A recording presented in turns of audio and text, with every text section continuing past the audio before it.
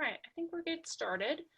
Hello and welcome. My name is Christine Bingham, and I am a staff attorney with the Long Island Advocacy Center. My name is Jen Schwartz, and I'm one of the assistant directors for the Long Island Advocacy Center. So first, a few housekeeping notes. This session is being recorded. You should feel free to submit questions in the Q&A, and we're going to do our best to get to them.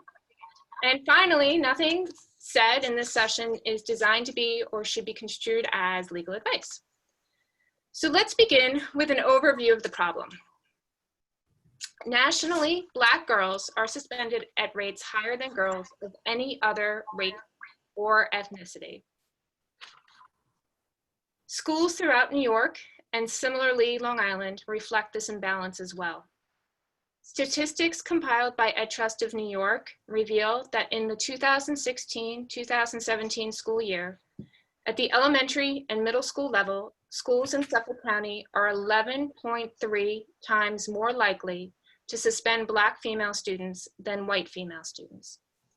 At the high school level, schools in Nassau County are 8.2 times more likely to suspend Black female students than their white female peers. The disproportionality of school discipline, particularly exclusionary practices, can have a profound impact on a student's future, including grade retention, increased risk of coming in contact with the juvenile and criminal justice system, and leaving school altogether. Today's conversation seeks to explore the current climate that has resulted in the disproportionality of school discipline as it relates to Black girls, understand the complexities as well as the consequences, and explore positive responses that may work to derail the reliance on punitive and exclusionary discipline, as well as create environments where all students can achieve success. Pushout, the criminalization of Black girls in schools, is a feature-length documentary and a book by the same title by Monique Morris.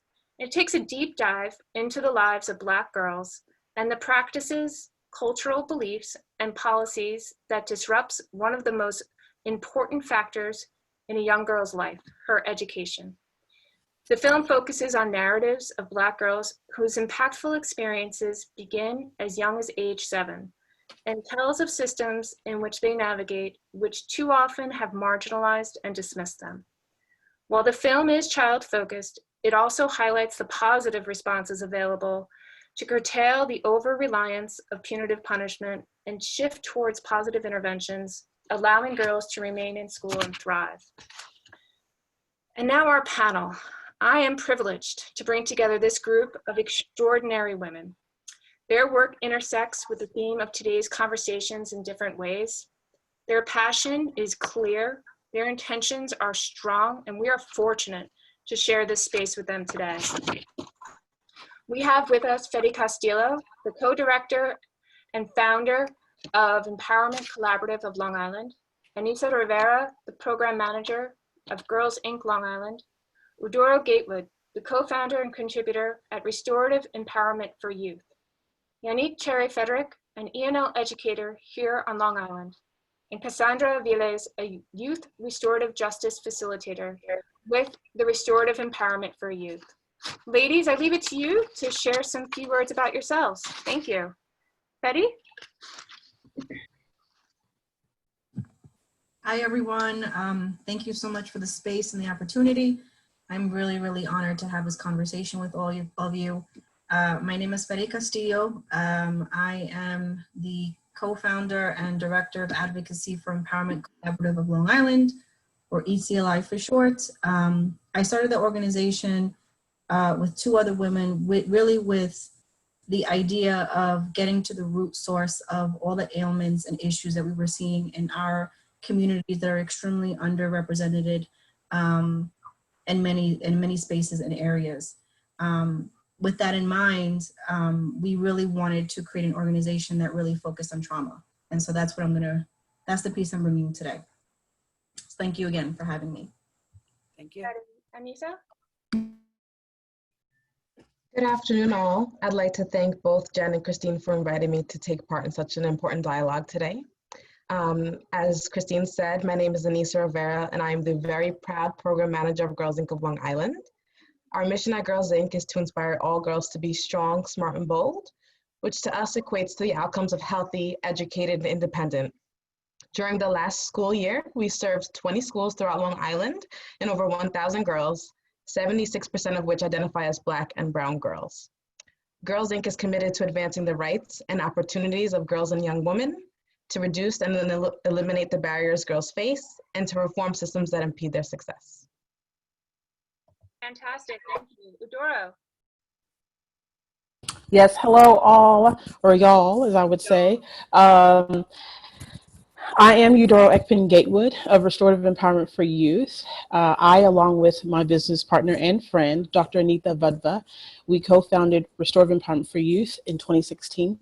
Prior to that, we were both teachers in high school. We both taught English literature, and then we later on began a leadership course where we encouraged our young students from all over our school. Didn't matter where you were on the behavioral scale, but we definitely encouraged when we saw leaders in our classrooms. And so we took those students who were already naturally leaders, and we taught them about restorative justice practices, indigenous practices that stems all the way back from groups from around the world, including the continent on which we all sit.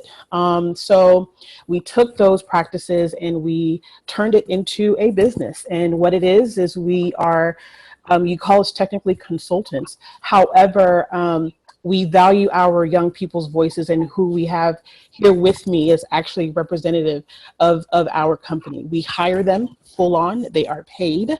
And so we do believe in the value of our young people and their voices. And so I am so glad to be here. Thank you, Christine. Thank you, Jen. And I am excited. Thank you. So are we. Yes. Jenny. Yes, good afternoon, everyone. And thank you, Christine and Jen, for providing this platform and space to have this very important conversation, much needed conversation. I'm a 5th and 6th grade ENL teacher in Suffolk County for 20 years. I also teach as an adjunct at local colleges intermittently. I've facilitated workshops on culturally relevant pedagogy and teaching students from linguistically diverse backgrounds. And I'm a participant and member of organizations and movements that support and promote equity for all, especially in education for children of color. And I'm very glad to be here. Fantastic, thank you. And Cassandra. And I have been, oh, can you guys hear me now? Sorry. Okay. My name is Cassandra, and I'm a sophomore at college, and I've been doing restorative justice practices for about 5 years now. And I work under Ray with Eudoro Gatewood, and yeah. Awesome. Cassandra, thank you. And folks, we're going to hear more from Cassandra towards the end. She's going to, we have the privilege of being led in a circle with Cassandra towards the last quarter of our program, and we're really thrilled to have that happen. So just a brief overview of how we're going to spend our time together today. Time constraints do not allow us to view the entirety of the documentary, or frankly to discuss all of the topics highlighted by the book and the film. We'll be showing a few of the clips today, engaging in conversations and discussions following. And we really hope to be able to continue this dialogue and this conversation on a later date. After we've had some opportunity for discussion, we're going to hear from a young lady who's going to share her story with us and her intersection and journey through the education system, group homes, and the juvenile justice system. And we're really honored that she's willing to share her story with us today and her voice. And finally, we will, in our effort to highlight the theme of solutions rather than suspensions, we're going to shift the discussion to restorative practices.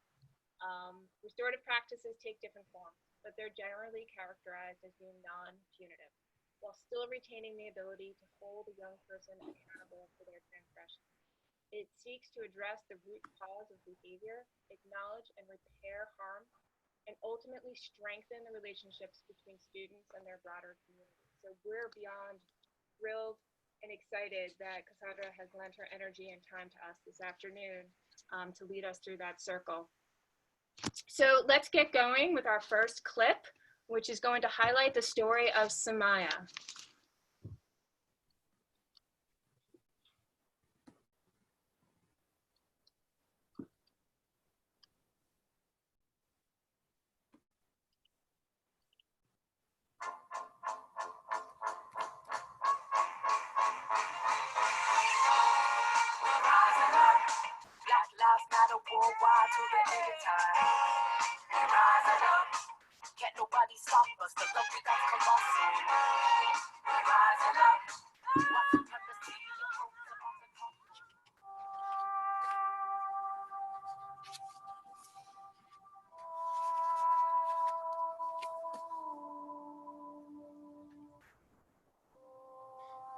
teacher got super duper mad and dragged me by the chair, yelled at the other kids to move as she was dragging me to get out her way, and dragged me all the way outside. In my second grade class, everything I did was just like the slightest bit of me doing something wrong, like a normal 7-year-old would do, like getting up or on actually speaking without being called on. That would just result to me getting into big trouble, and that was just, I knew she was going to call my parents home, and I felt like that was just it. There was nothing I could do because my parents didn't believe me at home. She would come home and feel like the teacher, she would say, the teacher's just not nice. She doesn't like me, Mom. And then the teacher was calling me saying, Samaya's having this problem and that problem. And it just didn't make sense from the child that she was before, other than initially she's having an adjustment problem. And I really, unfortunately, looked to Samaya and not to the teacher. I trusted the teacher. We had a blind trust, you know, like most parents do, because you can't imagine that a teacher would punish a child. No, let's call it what it is, bully a child. So, Fetty, we're hoping maybe you could lead us through some basics when it comes to understanding childhood trauma. Sure. So trauma is really an incident or many incidences throughout a lifetime. It can be one, or it could be a compound of many that really start to affect you physiologically, your brain development, your emotional regulation. There's a ton of things that occur when there's traumatic events. So trauma is anything outside of like the normal range of human experience. Dr. Bruce Perry, if you don't know who he is, please research. He has some of the best content on trauma that there is. And he says that the brain really mirrors child development. So that child's development is volatile, unstable, then the brain actually mirrors that.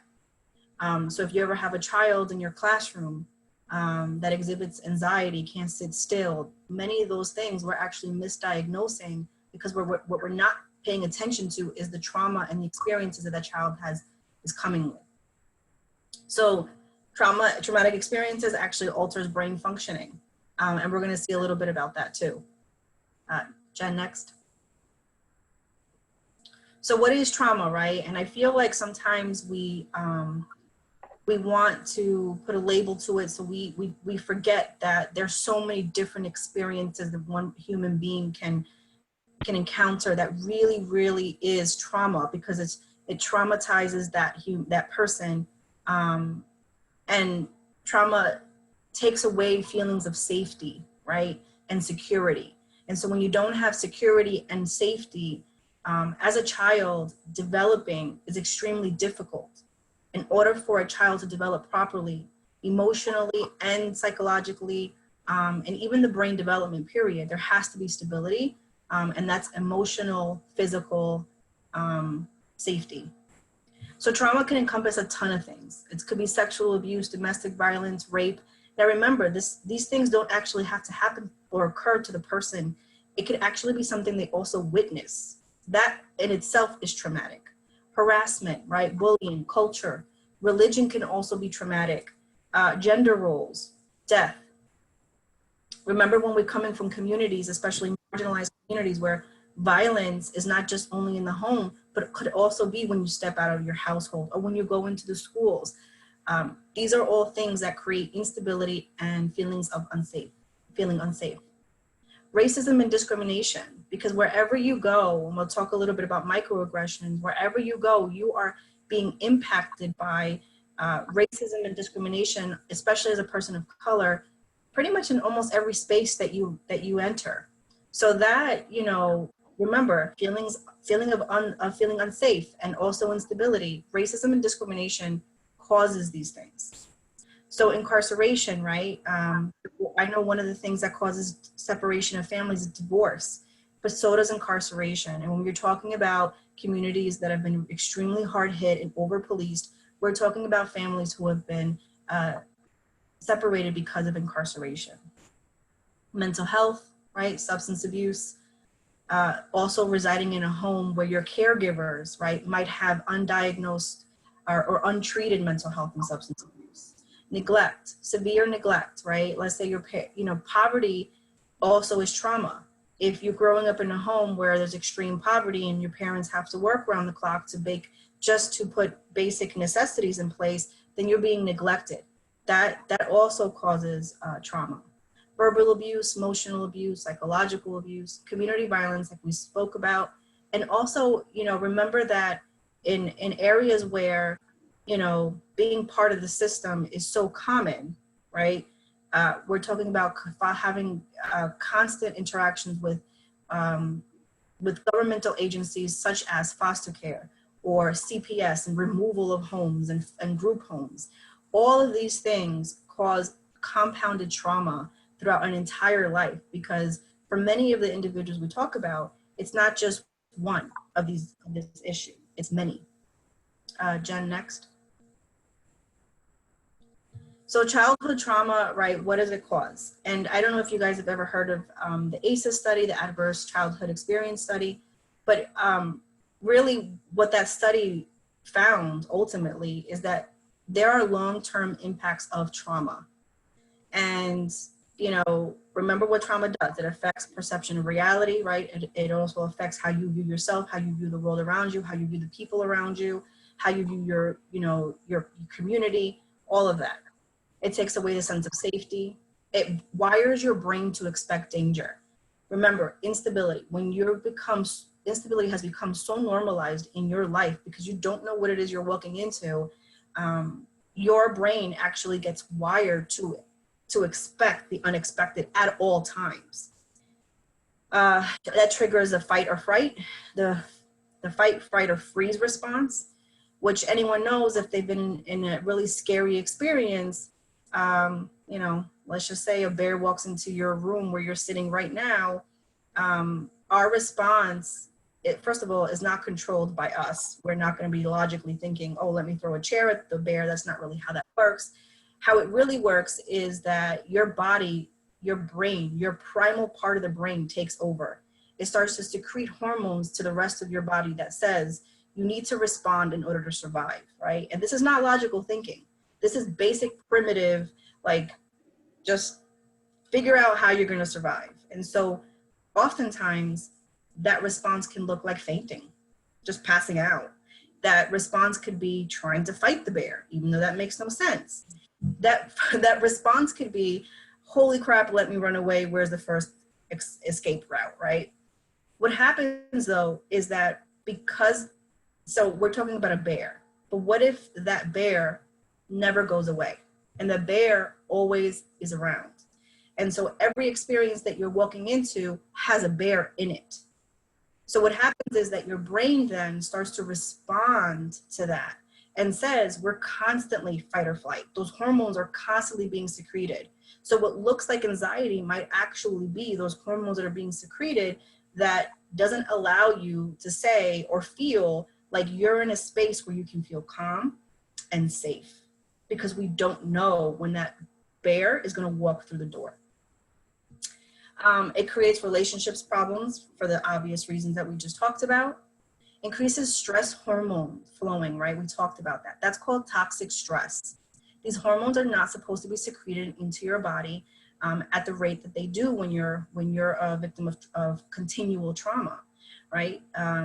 These hormones are only supposed to be secreted when you're supposed to go into fight or flight. But when that response is constantly being kicked in, what's constantly going through your body is called toxic stress. And that toxic stress is causing ailments and long-term impacts in your body, physiologically, psychologically, but also physically, right? Like actual physical ailments throughout your life. It creates a sense of helplessness.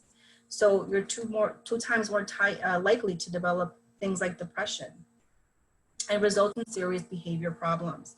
Because if you're going into any space or any interaction with the idea that your safety might be challenged, then you're always going to be in defense mode. And if you're always constantly in defense mode, then any little thing can trigger your response in a negative way, right? If you feel threatened, even if that's only perceived threat, maybe that threat is not real, but you're perceiving it because everything else around you is a threat, then you're going to act out in those types of behavior. So it could be violent outbursts, right?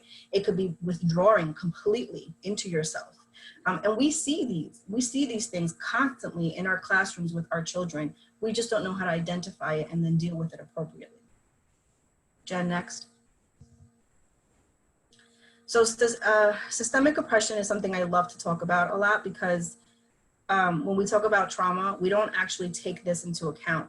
When we're talking about communities that have been hard hit, who are over-policed, who have poverty, like severe poverty issues, we're also talking about communities in which the criminal justice system, things like family court and immigration, is also makes a direct impact in our children's lives. So I'll give you a perfect example. I am a first generation American. My parents came here from Central America. I was born here to undocumented immigrant parents. My mother every morning would put me on the bus and would hug me like it would be the last time she would ever see me, because that possibility was real for her. It was during a time where factories were being raided by ICE constantly. We were constantly seeing that on the news.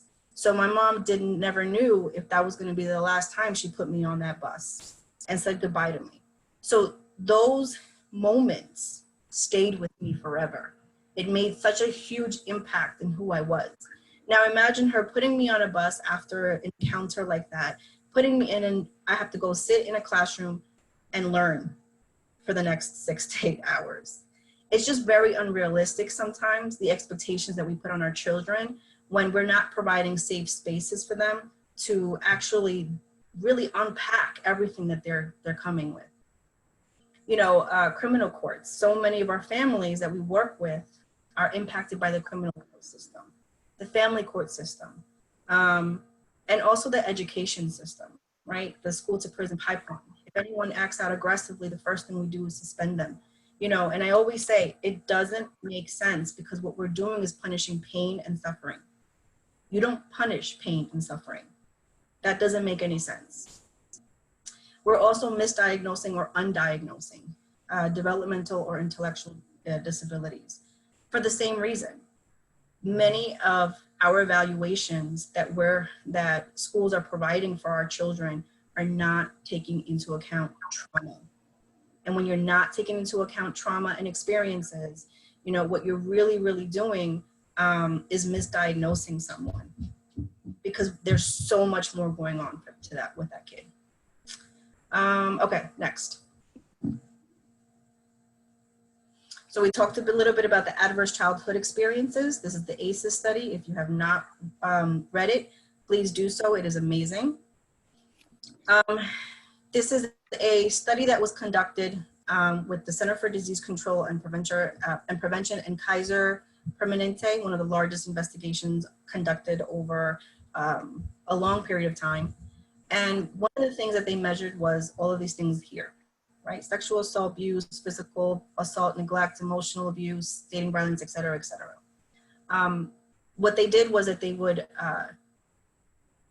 ask the patients coming in about, and they would pretty much measure these issues. Had they at some point had this issue come up in their lives or experienced it. Next. So let me finish a little bit about that Kaiser Permanente one. So what happened was that they started to see that individuals who had encountered many ACE scores, right, like a high ACE score, were more likely to be seen later on in life for things like diabetes, heart issues, strokes, heart attacks, high blood pressure, all of those things. Why? for the same things that we talked about earlier. Toxic stress, when that toxic stress there's no spaces for your body to say, you know what, I'm safe.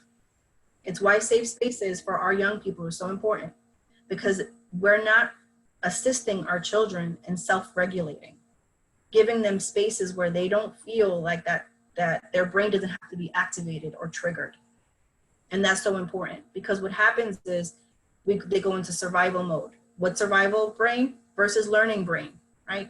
Hyper focused on threat, like we talked about. So any little perceived threat will bring on a behavioral outcome and issue, right? If any of us in any point feel threatened, we're going to act out on that.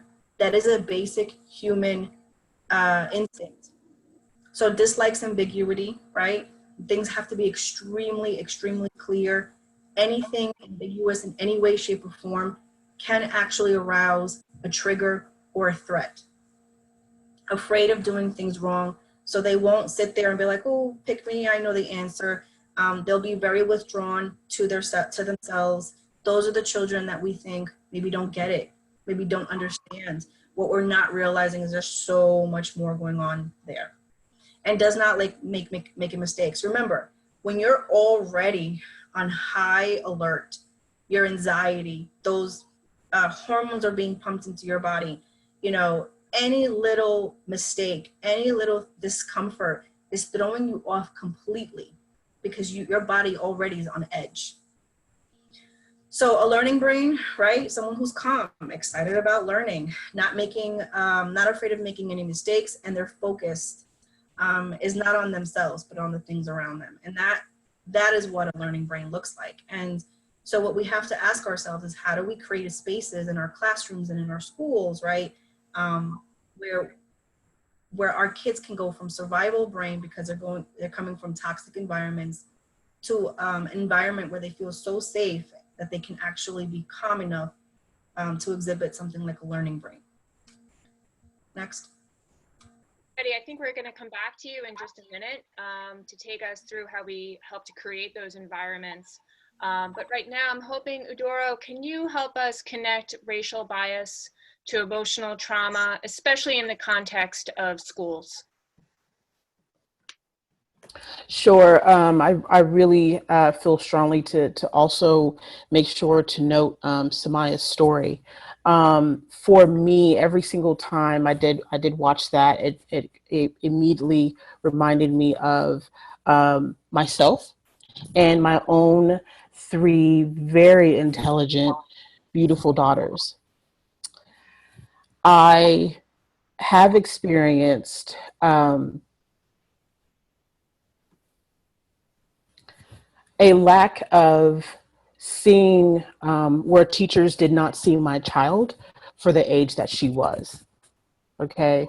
Ever since she started school, from kindergarten up until I want to say last year was her very first year, and last year she was in 3rd grade. 3rd grade was her first year where she was not called into the principal's office for an issue. From kindergarten all the way to 2nd grade, each year, she had run-ins with other students. And so I share this only to please note, I come from personal experience. And for me, my own personal experiences have shaped how I am today. From reflection, looking within myself. So my role as a mother in that moment is, I'm going to protect my child. I don't care who this teacher is. I don't care who the principal is. I'm going to protect my child.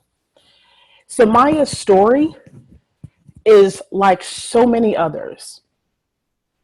School is an issue. Home then becomes an issue. Her parents, they clearly admitted to it. We did not believe her.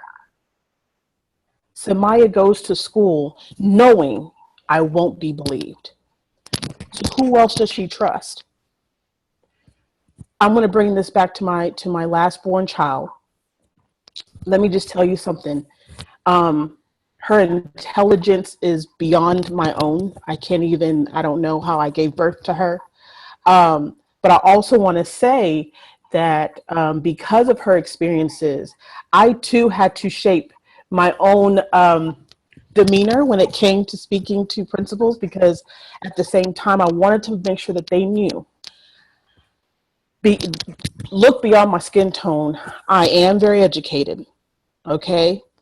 I am also married. She has a father, despite what my skin tone and statistics may say. So we show up together on purpose. These are all layered entities. And so when we talk about trauma, when we talk about racial bias, it goes hand in hand. My child was told, don't cry, stop crying. I've never once heard them say that to another child who did not look like her.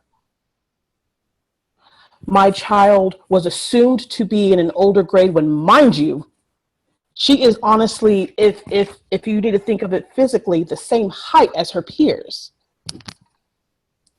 It all goes back to race. Skin tone plays a huge role. I can take this back further because we can go back in history, okay? And I know what so many of us are some of us, not here, this panel is amazing. But there are so many out there that are afraid to have these conversations, and we have to, because it goes back to some place. We're talking about a rooted issue, okay, that's far deeper than what's going on in 2020.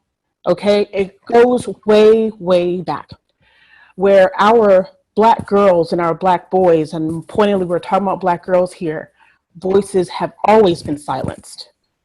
So immediately for that teacher to tell my child, stop crying, that's what came up for me. For that teacher to put a write-up in her folder and send it home, knowing the principal told that teacher, don't do that, I want to investigate first, set me all the way off. I am so grateful that today my child loves school still. She is thriving. Has always been an all A's student. She's a rule follower, and what that ended up being for her is we had to make sure as her parents to be that support when the school had honestly let her down. So if a child does not experience any type of solid support system, whether it be parents or family, or knowing that even any adult in their life believes them and sees for the child, the person that they are, then just as Freddie just so beautifully stated, the trauma is real. So if, again, I want to make sure that we all do walk away with the sense of understanding our own individual voices, our own individual realities, that our children can talk about it, believe our children. Samaya's story clearly said that, believe her. I'd rather honestly listen to them out before I ask questions. And if anything, if you do want to start off with the question, just simply ask, what's going on? Samaya's teacher done that? Maybe she did, I don't know. Maybe they did, or I don't know. But had they taken the moment to just check in, Samaya, what is going on right now? I don't believe that would have become a national, probably international story. So there is clear connections between the two.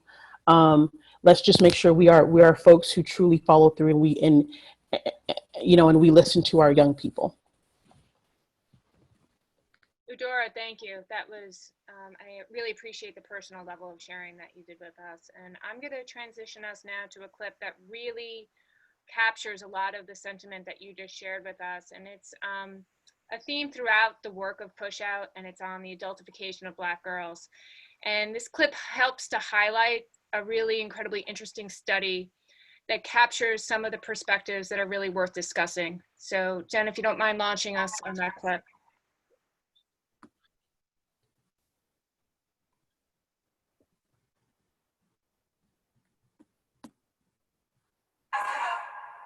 A lot of research has made it clear that Black girls are treated more punitively in schools. Everything from being disciplined more than their white peers to being referred to law enforcement at wildly disproportionate rates compared to their enrollment.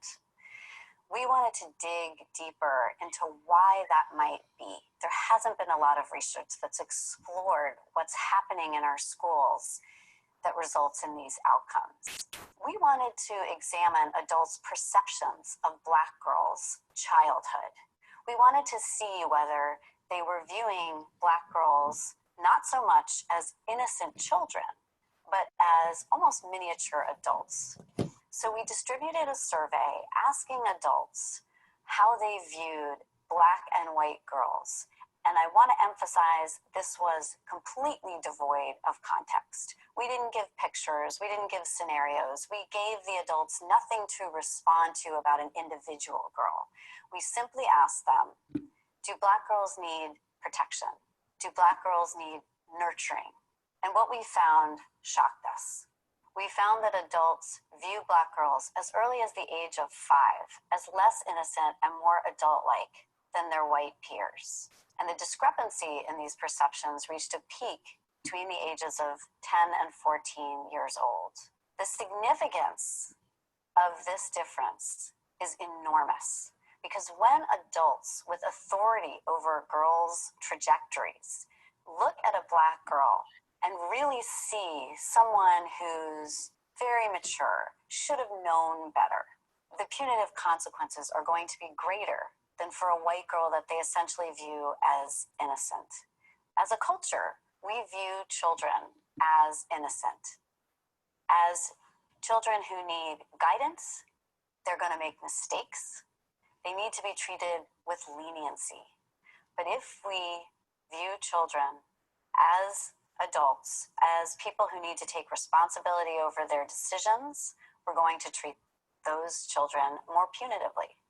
The report really resonated across the country, and I think it's because it really shook the consciousness of adults to learn that these biases, of which of course they may be completely unaware, was affecting their own perceptions of children in preschool, in kindergarten. And when they're presented with this research, adults are going to have to face the implicit biases that they hold and work to change them. Well, it started a conversation, which I think is the first step.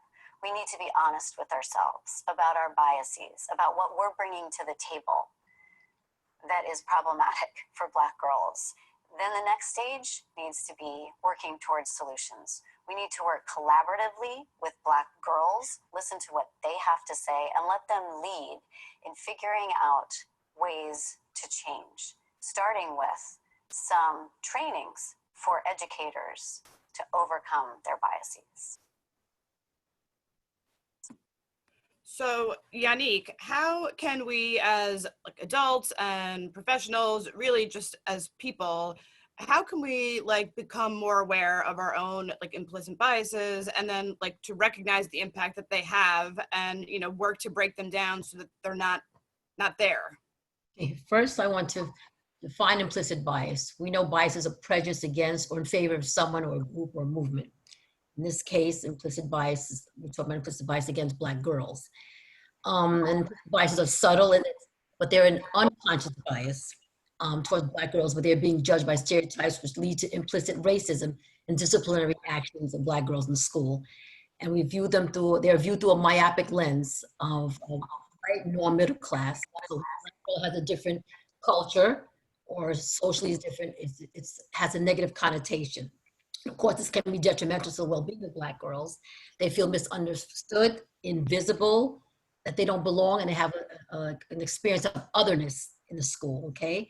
And the girl's not always given the benefit of the doubt. When there's a situation, the focus, because of the adultification, is on the Black girl's response or reaction, not the whole situation. So whatever happened, whether it's an altercation with another student or an adult, it's more about her reaction. So she's already prepared. They're already prepared to put in the archetype of this angry Black woman. Okay. And when the girls are disciplined inappropriately and taken out of school, and they're missing out on education. This increases their chances to be part of the school to prison pipeline, and this affects their self-esteem. Okay. And this is problematic because education should be the place, environment where education used as a tool, as an antidote to some of the ills in the society that the girls are facing, whether it's poverty, abuse, homelessness, foster care, divorce, whatever. One of the ways in which we need to address this, to educate the adults who work with the, as the woman just said, with these girls, to get rid of to recognize that they even have a bias, to be self-reflective. Because the thing with implicit bias, it's subtle. It's subtle, so it obscures that there is actually a bias. It's subtle because it's also obscure because people are very kind to the kids, or they do Christmas for the children or Thanksgiving baskets, and that does not mean that you're not biased against the kids. Hitting students and feeling sorry for them is not being empathetic and understanding the community, understanding that their culture may be very, very different from the adults that work with them. So we need to educate the adults who work with students in the pre-service, even before people become teachers. Some of the classes they take, it shouldn't just be here, there class on the culture of others. It should be implemented in the system, self-reflection about bias, not a one-day seminar before you graduate on race, racism. There should be books that are implemented on race, on language and ethnicity. They should be viewing TED Talks on bias. And the people who work with students need to really have a less myopic view by educating themselves in terms of, it shouldn't just be educating themselves. We should do that, but it should be enforced. It should be enforced. It shouldn't be something that if you want to try it out, because this really affects the students negatively. And there should be mandatory professional development. There are books. There's a Howard Zinn project. There's a 19 project. There's a plethora of information that's out there. It's not implemented in the schools, in the textbooks definitely, but it could still be done through professional development and educating adults. One of the things we use is mentoring, of course, is Anissa Rivera that does a great job, but they're treated as the caveat. There's only a few girls that are part of that. The adults should be viewing videos on Black women doing the women's suffrage. They should be sharing that with students so students can have a vote. Perhaps looking at Harriet Tubman, her perseverance, and the women from Black Lives Movement. And it should be student-centered, because whether you support Black Lives Movement or not, the students have been part of this and they should have a voice, and then they feel represented, and that will help eliminate, minimize the bias that an adult has. They'll recognize students do have a voice and should have a voice. And there should be some street language books too, like Push by Sapphire, because these girls are judged by the language. Language is a very big thing. There's a culture gap, because sometimes it's the educators or the adults around the students are very from different ethnic background or race or social class for students. So that cultural gap is so prevalent in their decision-making and judgment of the girls. So to preparing the adults before they work with kids, and always ongoing education on the lives, the culture and the social lives and the issues the girls have to face outside of school should be always implemented in the education of the adults. We have to educate the adults around the students too, and make it very student-centered and culturally centered. The cultural gap is a major issue. These girls are adultified at a very young age, and if they try to defend themselves, they're seen as belligerent and oversexed and uncompromising and associated with danger, whereas their white counterparts are seen maybe as witty and creative and feisty, or sometimes as teenagers, it's like, oh, they're teenagers, their prefrontal cortex is not even developed yet, they don't make right decisions. But with Black girls, it's different. They're adults already, and they're seen as danger. And if you're working with a community, you need to understand their culture, not pity them, understand the culture, their cultural norms and nuances in order to better service them. And that can be done through academics and socio-emotionally. In academics, we have to bring different things into the classroom. Okay, we can't just look at, sometimes we look at historical people like Harriet Tubman or Sojourner Truth, which is important to know there's a history. But how about have these girls look at present day people in their lives that's very relatable, like this woman, Yara Shahidi from Black, she's an activist, okay? Or Misty Copeland, the dancer, or some of the gymnasts. It's very relatable to see someone that's almost your age. It looks like I could be that in a few years, or they could have been me. So they need to change a lot of what they do in the education system and how to talk to girls socio-emotionally. And a lot of critical thinking and writing could be developed from conversations like this. They should watch TED Talks with the girls in the class, not only in a mentoring program, because in mentoring only a few girls can be, only 20 girls, but in the classroom setting, the whole education, the curriculum needs to be revamped. Thank you, Yannick. That was fantastic. Anissa, I'd love to hear your thoughts on this. Sure. Thank you, Yannick, for sharing. And I am on board and agree with everything you've just said. And I want to piggyback off what you said about the training. I think that training is so important for educators, and they have to be open and receptive to training. So with that being said, I really believe the first step in becoming aware of our implicit biases and taking steps to becoming anti-racist is to first acknowledge any lapse we may have in our own understanding, no matter who we are, no matter what communities we come from, and then to actively seek a deeper understanding. We have to listen to the experience of Black girls and women throughout this country and our local communities. And then we have to have a hard conversation with ourselves, and in this reflection, really kind of determine how we may have perpetuated this problem ourselves, and identify actions to be a part of the solution into making this change. The experiences of Black girls cannot be generalized. They represent so many diverse populations and cultures, but we do need to acknowledge and recognize and call out the fact that Black girls throughout the US in this year, 2020, are still faced with distinct and very real barriers due to this institutional racism and sexism. Every girl should have the opportunity to succeed, and discrimination, harassment, and the perpetuating stereotypes that the Black girls face negatively impact their academic achievement, their self-esteem, and well-being. At Girls Inc., we understand that there must be a combination of comprehensive training for educators, direct support and mentorship for the girls, in conjunction with advocacy and action towards reform in the systems that have and continue to fail them. Too often, there's just a focus on the girls through mentorship, and it should be noted that it is not the girls' responsibility to dismantle your bias towards them. And I'm gonna say that one more time. It is not the responsibility of Black girls to dismantle your implicit bias towards them. That being said, direct support and mentorship has proven to be extremely empowering and confirming for girls. I believe we'll have the opportunity to get into that more a little bit later. But as adults, educators, community members, we all need to work together to create a future where Black girls feel safe and valued and supported at school, where they have access to safe and supportive spaces to learn, a future where they have access to trauma-sensitive spaces, where they're nurtured, supported, and free to enjoy being children. Thank you. Anissa, thank you. I really enjoyed your thoughts and your words. Hetty, we're going to turn it back to you for a minute, and maybe you can talk us through how we help create some of these environments to help girls like Samaya recover from their emotional trauma in the context of schools.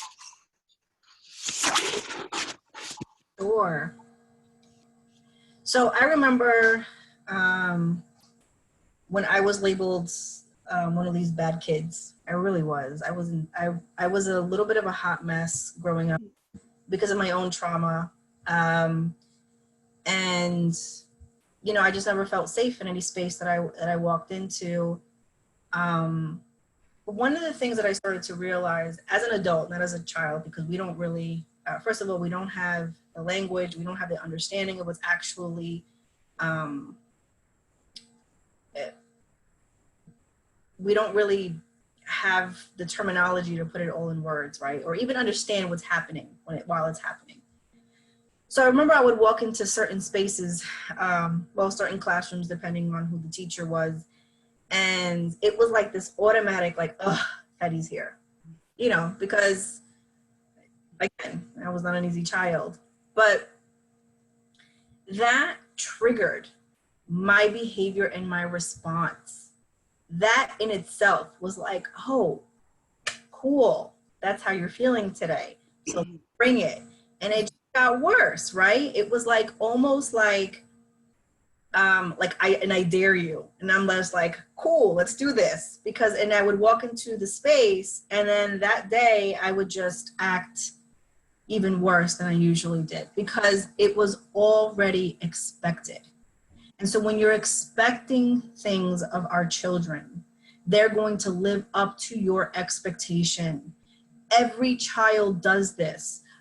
They don't understand they're doing this, but that is just how it works. So when a child is walking into your space, you need to change your problem-focused language attitude to a solution-focused one. So ensure that that person is walking in and they're bossy, that you start to empower their natural leader and visionary ability, because that is who they can become, right?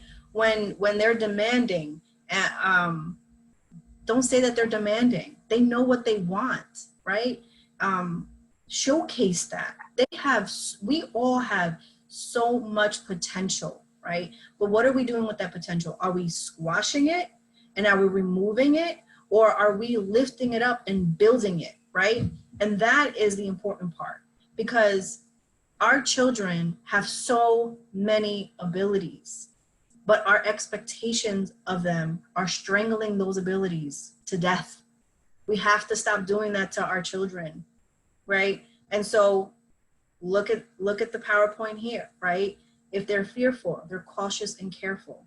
If they're hyperactive, they're energetic, enthusiastic, right? So when you change your solution-focused idea and your perception of that child, and the way that you treat that child changes accordingly. And that is so important, because then that means that your interaction now goes from being annoyed to being excited that that child now is coming into your space and providing a skill set that the other children might not have.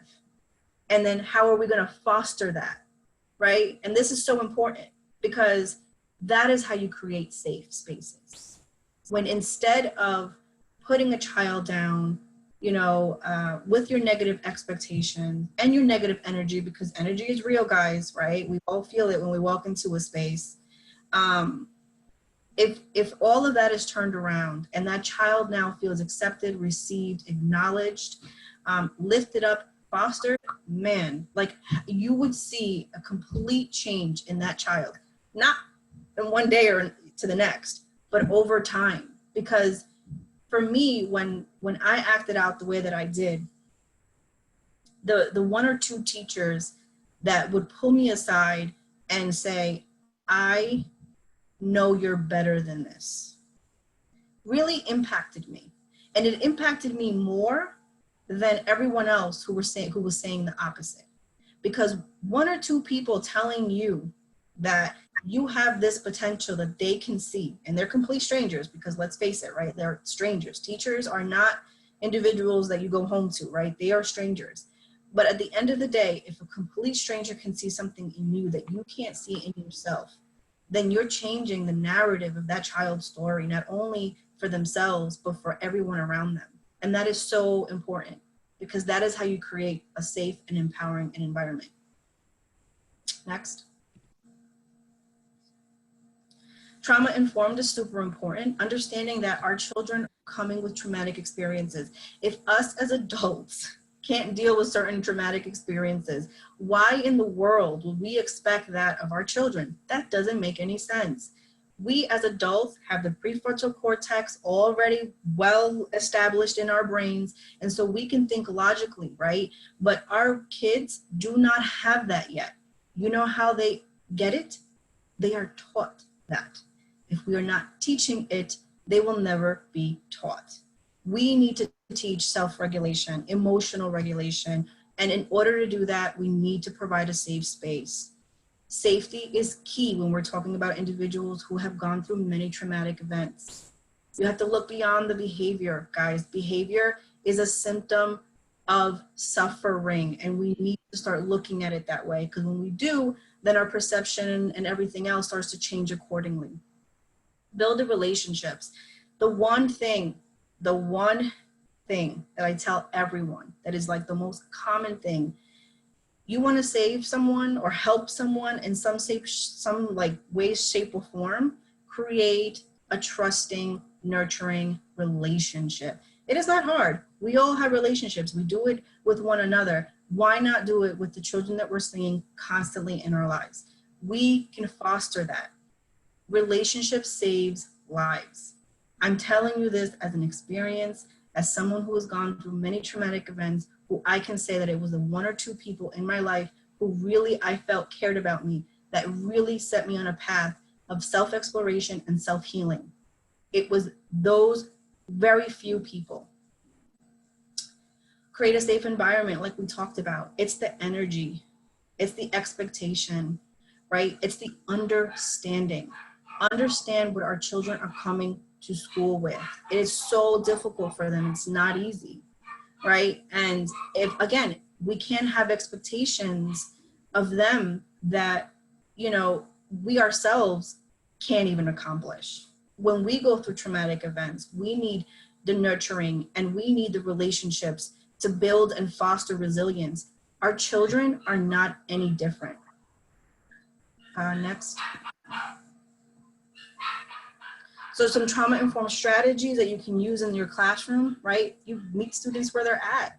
I remember I was watching a couple of documentaries about creating safe spaces within a classroom. And one of the things that I noticed is that some places actually have like calming corners. It's a genius idea and it doesn't even really cost you anything, right? So I think that, you know, meeting children where they're at, you see someone coming in that they're stressed, high anxiety, give them space. Don't get all up in their face, because if you're high anxiety and stressed and someone came into your face, let me tell you, it wouldn't end. So why are we expecting any different from our children? That doesn't matter. It doesn't make any sense. We cannot be antagonistic, right? We have to be the calming and the safe space. Be predictable. That's another thing. Children should know what it is they're walking into, because remember, high anxiety, walking into traumatic experiences and not understanding what they're walking into, they're already in this really high toxic stress state. And predictability, knowing what they're walking into, creates the safety. And then also trauma informs collaborative care. This is so important. You know, utilizing mental health professionals, utilizing mentors, utilizing, you know, other professionals, not only in schools, but in the community, that can all work together to really bring it all in for this child. Next. I think that's Ready, I think I'm taking back the mic. Thank you. Thank you very much. Those slides were fantastic, and I really appreciate you really walking us through the need to change our lens when it comes to how we're interacting with our young people. We're just going to take a moment now before we launch our next slide, which introduces us to Tariana. First of all, we want you to know we're going to be watching 2 slides back to back here, so sit tight for those 2. And if everybody who's in attendance, I think everybody is muted, but if you could just take a moment to double check that mute, that would be fantastic. And with that, we'll meet Tariana. Thank you.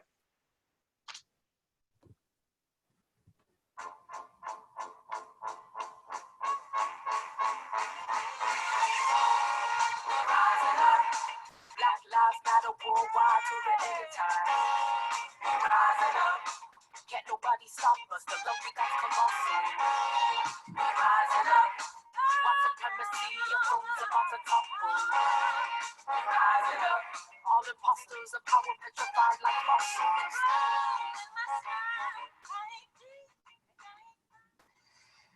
I don't know how to feel. I don't want to be nervous, but I am. Who doesn't get nervous when they have an interview? You're gonna practice. Yep, let's do it.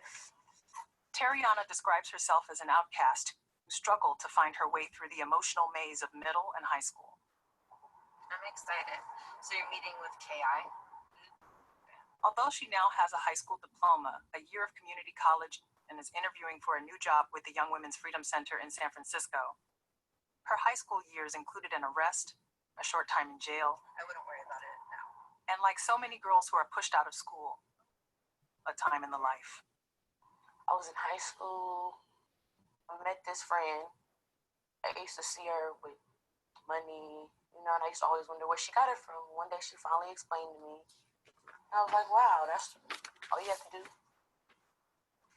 Wanted to have money, you know, wanted to be able to be like, the other kids. I really started skipping school after that night, just going out there getting money like by myself. I really didn't understand how serious it was. I think I went to school for like a day and then I just left again. I think the whole school system is just in general. I don't think there was, like back then, there was nothing they could do to help. It was already too late in my eyes. That's how I felt. I mean, it wasn't like I was going to graduate. It felt like my world around me was crashing because that's all you hear every day. We want you to graduate so you can do something with yourself. So how am I going to do something with myself if I don't graduate? Now I just feel like everything is just over with. That's thrown out the window, you know?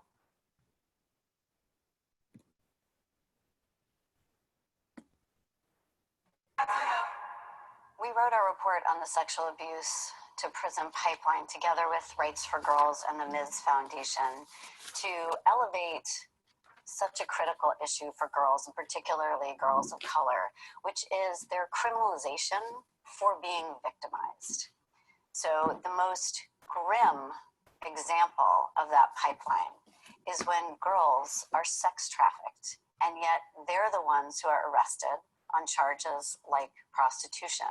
They're the ones put into the juvenile justice system, even though they're the survivors that need to be supported, and it's the others who need to be held accountable.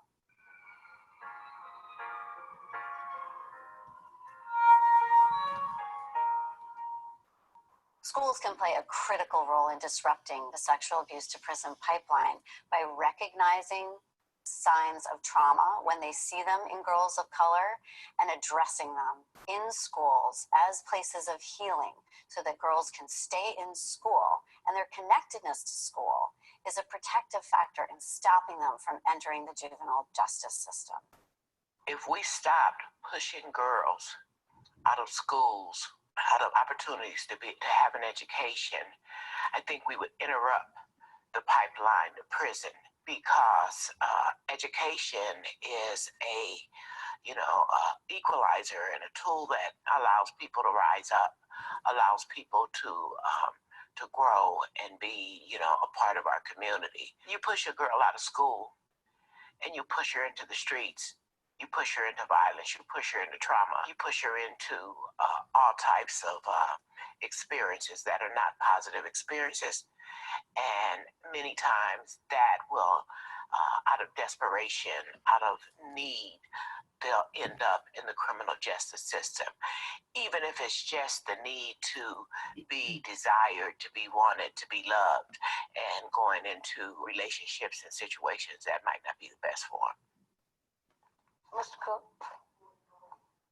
you want to approach and we can find out why you're by yourself today?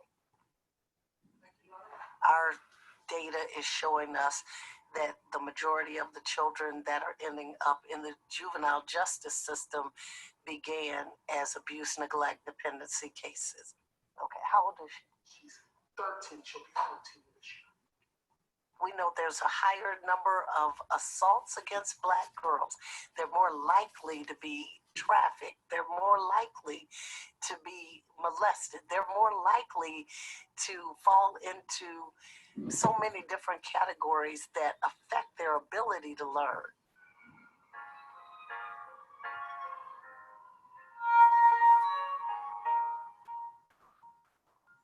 The fact that Black girls are 6 times more likely to be suspended than white girls is not known. The town halls that we had across the country and are continuing to happen have been enormously illuminating.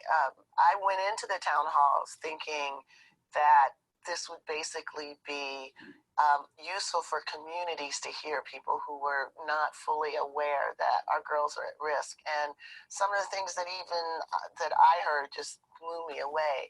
So the town hall that we did in Los Angeles, for example, revealed the extent to which Black girls here in Los Angeles are tremendously disproportionately vulnerable to trafficking.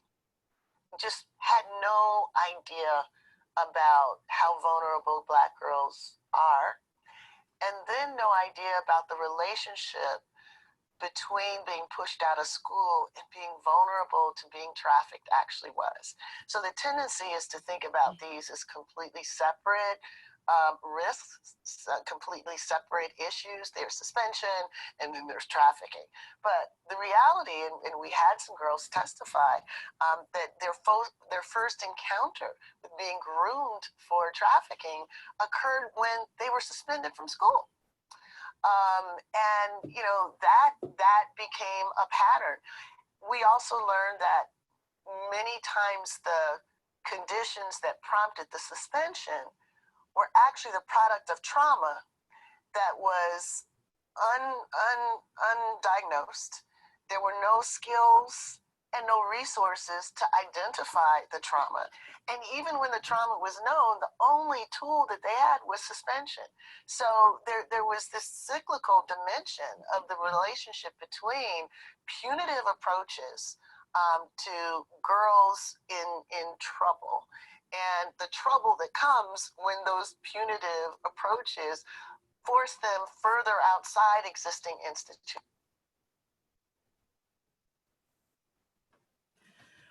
So Fetty, keep throwing all these questions to you. I'm hoping you could talk a little bit about the implications of not only pushing a girl out of her educational setting, but by the same token, like why education is a critical, like, protective barrier for girls becoming victims of trafficking. So I would, and I've watched that video before, but it's so triggering.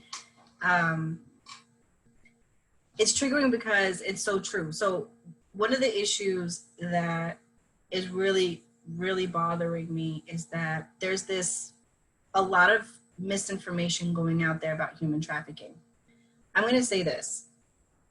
Our kids are not going missing. That is a lie. They're being pushed out of schools. They are being thrown into jails and into group homes where then they are getting groomed. And that's when they end up with their traffickers. There's a series of things that have to happen before someone even gets to that point. And there's hundreds of people that they have to go through and cracks that they need to fall through before they even get to that point. If someone gets sex trafficked, we as a community, as an education system, as an entire society has failed this child in so many ways already. Because number one, trauma, right? Trauma is, I call it the gateway. I call it the gateway for everything because it is the gateway for substance abuse, which then also can also lead to sex trafficking. I call trauma the gateway for neglect and abuse and all this other stuff that then is the gateway for having to find someone who's going to care about you and love you and appreciate you and take care of you. And let me tell you something, things that we're not willing to do, these traffickers are doing for our girls. And we need to wake up because they're not disappearing. We're throwing them away so much to the point where they need to find love and acceptance and all that other stuff from these men or these traffickers who are ultimately just using them and abusing them and taking advantage of them. So we need to seriously wake up as a society. Our education system is key. And the reason for that is because most of our kids are spending most of their time in these schools. So if you're not catching all the trauma and experiences that are then going to lead them to become susceptible to somebody who is going to tell them that they're going to give them everything that they ever wanted, because we have been failing them miserably, right? Then we're just not doing our jobs as adults, as caretakers, as educators, as advocates, as caseworkers. I mean, you name it. We're just not doing our job. If these girls are falling through the cracks and the only place they feel they can find love is in the hands of a trafficker, we really need to understand that. When I work with my survivors, and I've been doing this for 8 years, one of the things that I show them is that I love them as they come, as they are, and we work on healing, because healing is like number one, right? And they need to know first that I care, because if I don't show them that I care, there are many other people who are going to lie to them and tell them they care in order to abuse and get what they want from them. So that's the first step. And I always go back to the relationship piece. It is so important. So Jen asked me, where's the education system in all of this? Oh my God. They're literally, you know, the education system, the educators, the administrators in these buildings are literally the piece that can ultimately save some of these girls from even ever entering into this life and having to suffer the amount of trauma that comes along with having to be in that life. So, I mean, if I teach you nothing else today, it is relationship and trust is key. We need to start to show our girls that we care about them. They're not just a name on a roster. They are human beings with real human experiences. And we can't, you know, ignore their suffering. We need to acknowledge it and then give a space where they can heal from it. Forget curriculum. If we're losing these girls to sex traffickers, we have a bigger problem on our hands. So I leave you with that. Betty, thank you. I always and ever appreciate all of your words. And I just want to pivot back for a minute to some of the words that Kimberly Crenshaw shared with us in that clip, because I think she does a really great job of putting together that vicious cycle that we often find these young girls in, where there's underlying trauma that is the underlying root of some of the behaviors that are then met in the school system with exclusionary discipline, which then puts our young people at risk for magnifying that underlying trauma, or worse, creating a whole new trauma. So I think it comes down to breaking that cycle. And Anissa, I was hoping that you could weigh in on how we do that in schools, out of schools, and for our community. Definitely. Thank you, Christine. I truly believe that this has to be a true comprehensive approach. This is not just a school issue, it is a society issue. Through societal education, policy reform, mentorship, and the abolition of zero tolerance policies, I think we can work towards breaking this cycle. It's imperative for us to understand that negative socioeconomic and social conditions for Black women and girls are related to how race, gender, class, sexual identity, and all other identities intersect with one another, and they undermine equal access to opportunity and equity across the board in our society. We need access, equity and access, resources. We need to reduce violence, trauma. These are all consequences of racism in the United States. And that is at the core of what we're focusing on. And so to truly break this cycle, we have to break it from its core. But from a school standpoint, we should strive to recognize the challenges that students are facing and work to help them, not to jump to conclusions, not to push exclusionary punishment that only adds to trauma and stress, as you said. To be empowered, girls need to feel that they are recognized and valuable assets to society. We need to create systems that truly support our Black girls and women. We need to celebrate their worth as independent people with their own value to contribute to our society. So it is a tough cycle to break, and we have a lot of work to do. But I believe that some of our other panelists have some really great insight on how they would break the cycle as well. Dora, can I throw it over to you? Sure, I was actually about to I have something to say. Yeah, so Anissa, yeah, just listen, y'all. And I'm seeing folks, in the chat talking about RJ and RJ work, and I understand, and I totally get how saying restorative justice or restorative practices or restorative discipline and all those other fun words to say, if we truly tap into what it takes to really do the work, I'm telling you, it is still work. It is not just as simple as a TV show that I did see. It was rather comical, but I definitely do see the problems with it. It's not just as simple as just sitting in a circle and saying I'm sorry and eating popcorn. That's not restorative justice work. Okay, I just have to put that out there. So to those of you out there who are believing that, oh, that's all it is, wrong. Okay, so I just want to tell you the reason why I'm saying it the way I'm saying it is because I still see myself as an educator. I may not necessarily be inside of the classroom as a teacher, but I had to learn my own self. I was what people would call an old school young teacher. So I already walked in straight from college. I graduated from Stephen F. Austin State University in Nacogdoches, Texas, and I went straight into a ninth grade high school classroom. If y'all think I'm young now, imagine what I've looked. You know how young I was then. So I was amongst. But I was clearly a good, maybe almost 10 years older than my ninth grade students. But I really knew, I was like, oh yeah, I'm supposed to be here. I'm supposed to be a teacher. Everyone around me constantly said, you know what? They're not going to take you seriously. You look too young. You got to show, you have to assert yourself. You have to demand respect. You have to make sure you take charge of your classroom. So much of that was, I was so inundated. And so I was like, okay, I gotta figure out how to do this. I need to make sure my tone is this. I must show up and make sure I present myself. And so none of that was really Eudoro. Okay.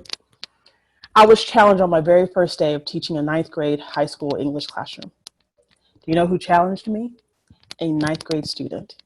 A ninth grade student let me know that she was not going to do the homework assignment that I assigned on the first day of school. And yes, I did assign homework on the first day of school. It was really just to get to know them. Just write me a piece.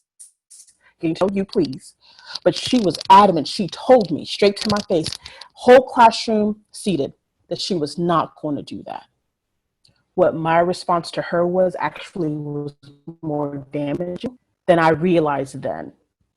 I got immediately in her face. If y'all think I'm close to this camera now, I was probably closer.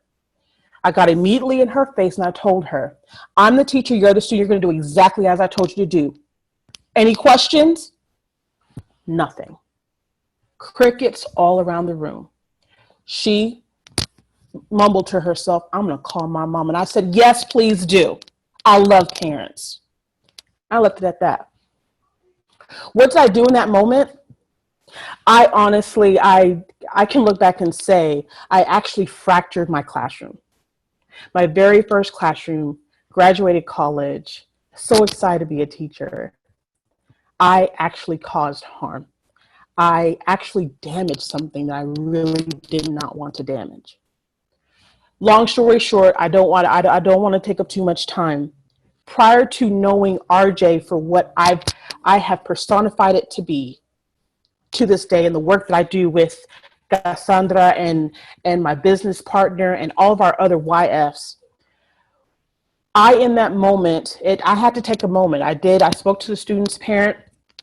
I explained to the parent because the parent was highly upset. Remember how I told y'all how I felt with my own child? Okay, I knew that parent was coming from the place of, I'm protecting my child. What did you do to my child? After I explained myself, came through all of that, I knew I had to make amends. I had to humble myself and apologize to that student for the way I spoke to her. Because at the end of the day, was it really a big deal, Eudoro? Honestly, no. I would have gotten the work out of her in some way, right? In that moment, I had to look at, why was I so impacted? Whatever level of pride that I walked into my classroom with, that was hurt. Whatever me saying, look, I've earned my way. I have this degree. I'm supposed to be here. That was hurt. At the same time, I also hurt her, getting in her face, making sure I let her know that this is my room. This isn't yours. I apologized to her. I not only apologized to her, but because it was done in front of the entire class, I had to apologize to the entire class. So this is the work that I had to do on my own self. I didn't have a wonderful webinar like this. I wish I did. I'm telling you all this is so that you don't go out and do the same things that I did. Okay? Humble yourself. Start there. Now with RJ work, I continue the work that I had to do on myself. Again, you thought that was my one and only. Oh no, I have found myself as a teacher very glad to kick a student outside of my, of my room. You want to challenge me? Oh, okay. Bye. Please leave. Really what it was where I was in my heart is I really wanted my students to enjoy my classroom so much so that if there was anyone who wanted to disrupt that, I saw that as a challenge against me. So it was that mama bear, I'm going to protect my own. Now, I had to shift that. The reason why I had to shift that was really I had to really truly acknowledge this is a young person. This is someone's child. I have to honor them for the person that they are. And back to that slide that Fetty shared, that what was that child really saying? Okay, you're being so assertive. No, they know exactly what it is that they need. No, they know what they want, or they're clearly saying you're not listening to me. Again, all of this honestly, it's a mind shift. That's what RJ work does. It is a mind shift. So you don't necessarily just want to look at it as talking about circles and only addressing harm. You have to start from the community aspect. I had to see my classroom as truly a place of not just learning, but a haven. Because many of my students, that classroom was probably their safest place to be that entire day.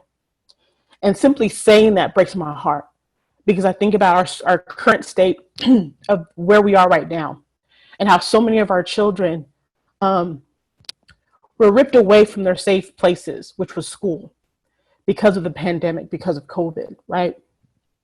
So I don't even want to imagine what some of our children have had to live in for these 5 or so months straight.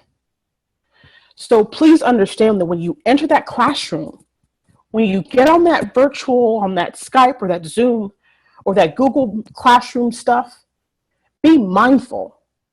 You may not be physically with them as of this moment, but please understand they sit on the other side of their screen with some baggage. And as a child, they may not know how to decipher that baggage yet. So you, the adult, accept your role. I had to accept my own. And so with the RJ work that Ray, Restorative Empowerment for Youth, with the work that we do, we say, young people, you have a voice, please come. We talk about race, we talk about gender, we talk about sex, we talk about class, we talk about the school to prison pipeline, how real it is. So many of our young people go through this entire study and they get to see, oh my gosh, miss, that's me. I should be in jail right now because that situation happened to me. I'm like, it blows my mind. So in order, I'm going to cut this off now. I want to say, restorative justice is not just about circles. It is truly conversations. If we can't name it, we can't fix it. Dora, thank you. I'm hearing a lot of words of being humble and creating healing environments that can create safety for our young people so they can thrive. And RJ is a way to get us there. Before we pivot, Yannick, is there anything you want to share with us? Some thoughts on this?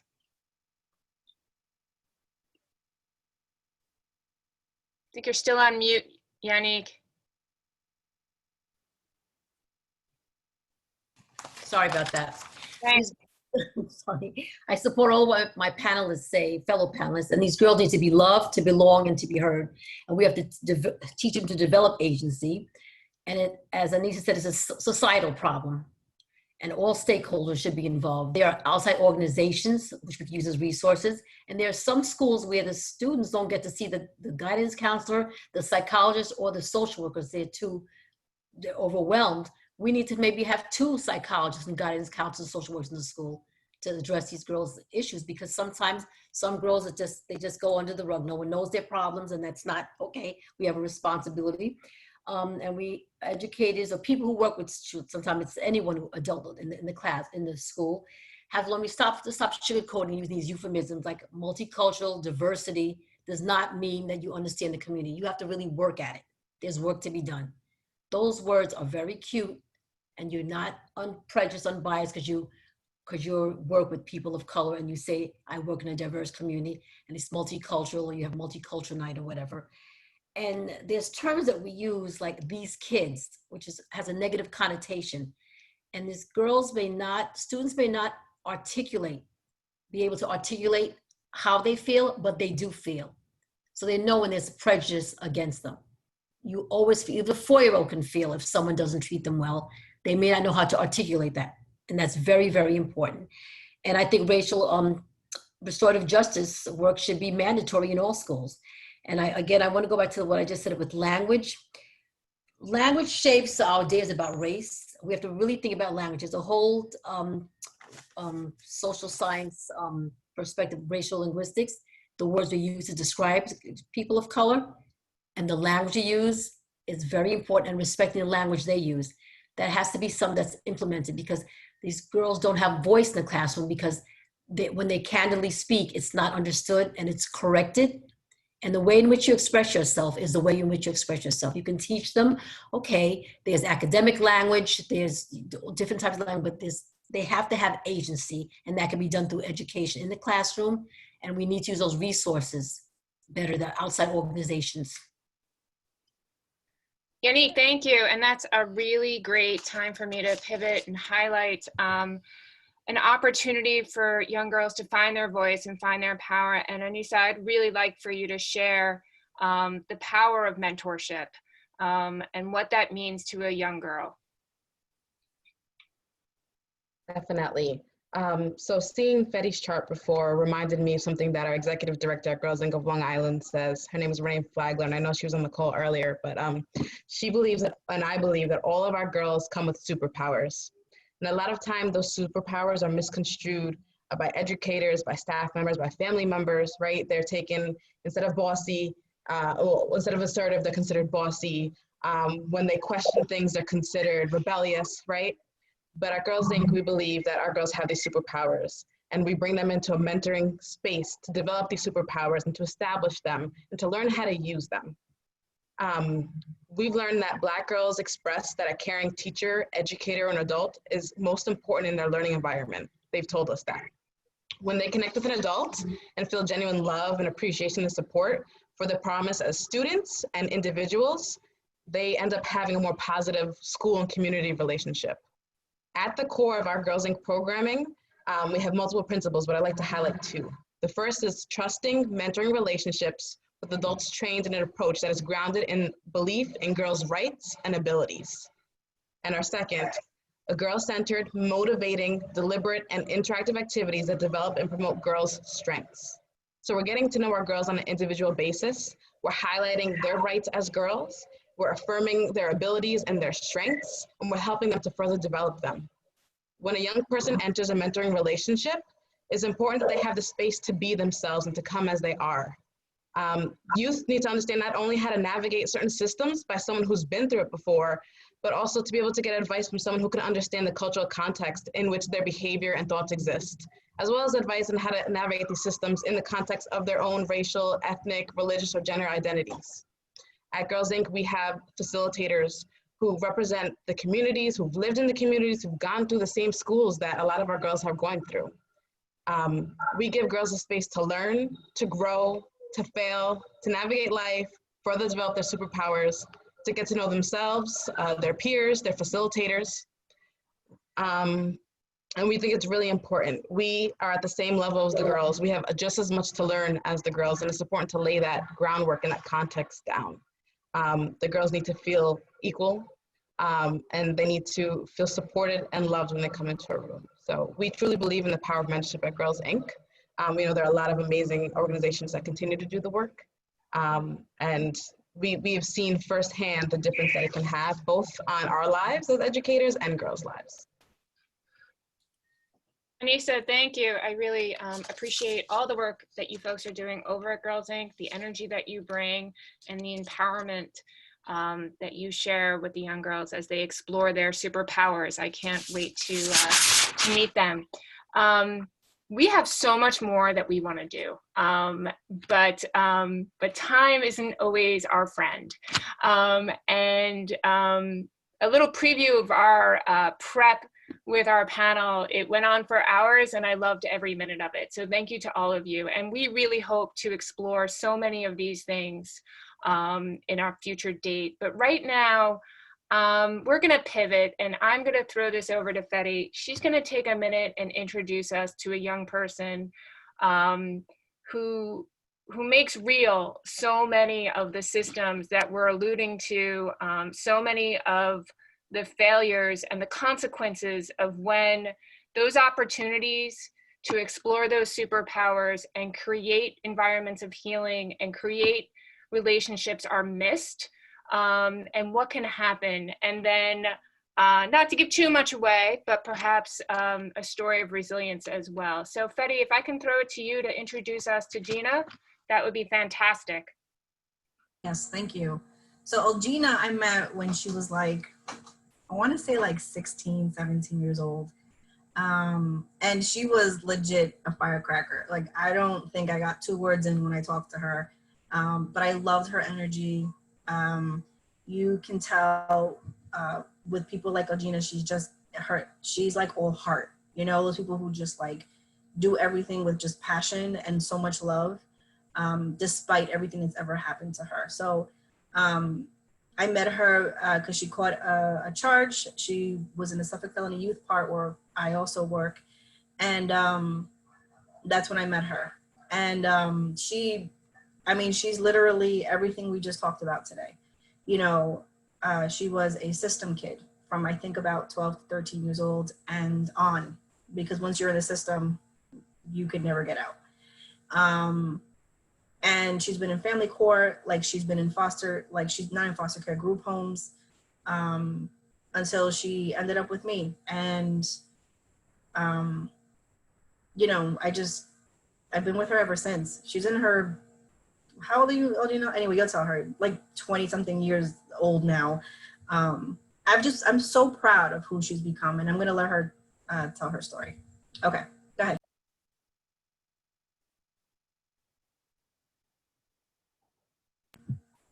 Oh, Gina, we can't hear you.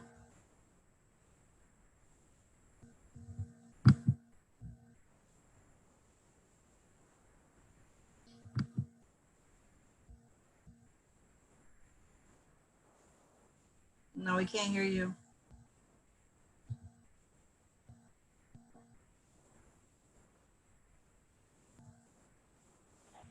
Okay, can you hear me now?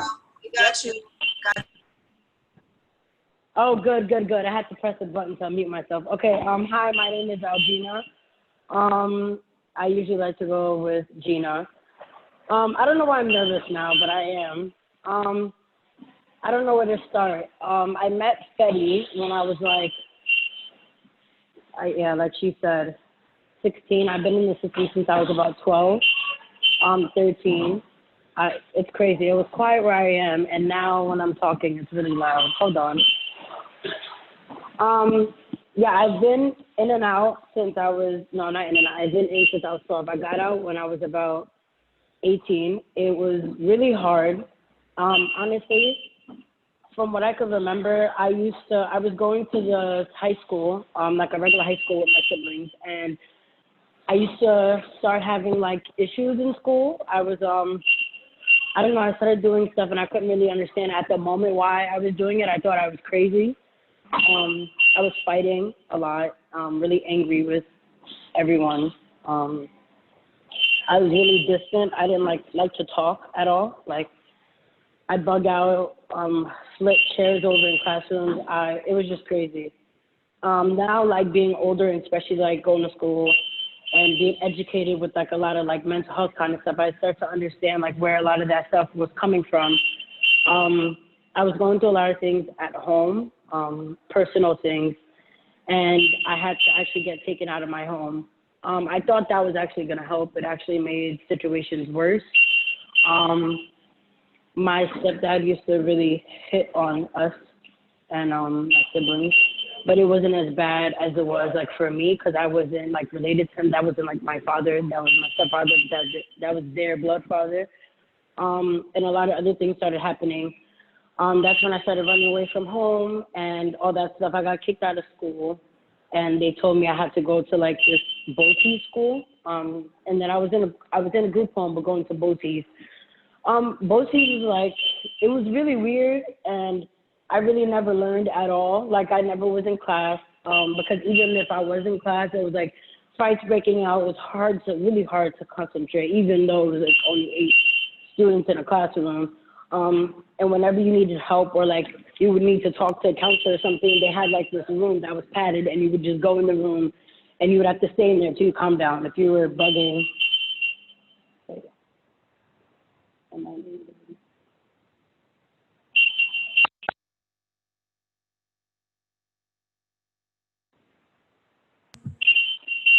We lost her. Can you guys hear me? Oh yeah. Okay, go ahead. Go ahead. Okay.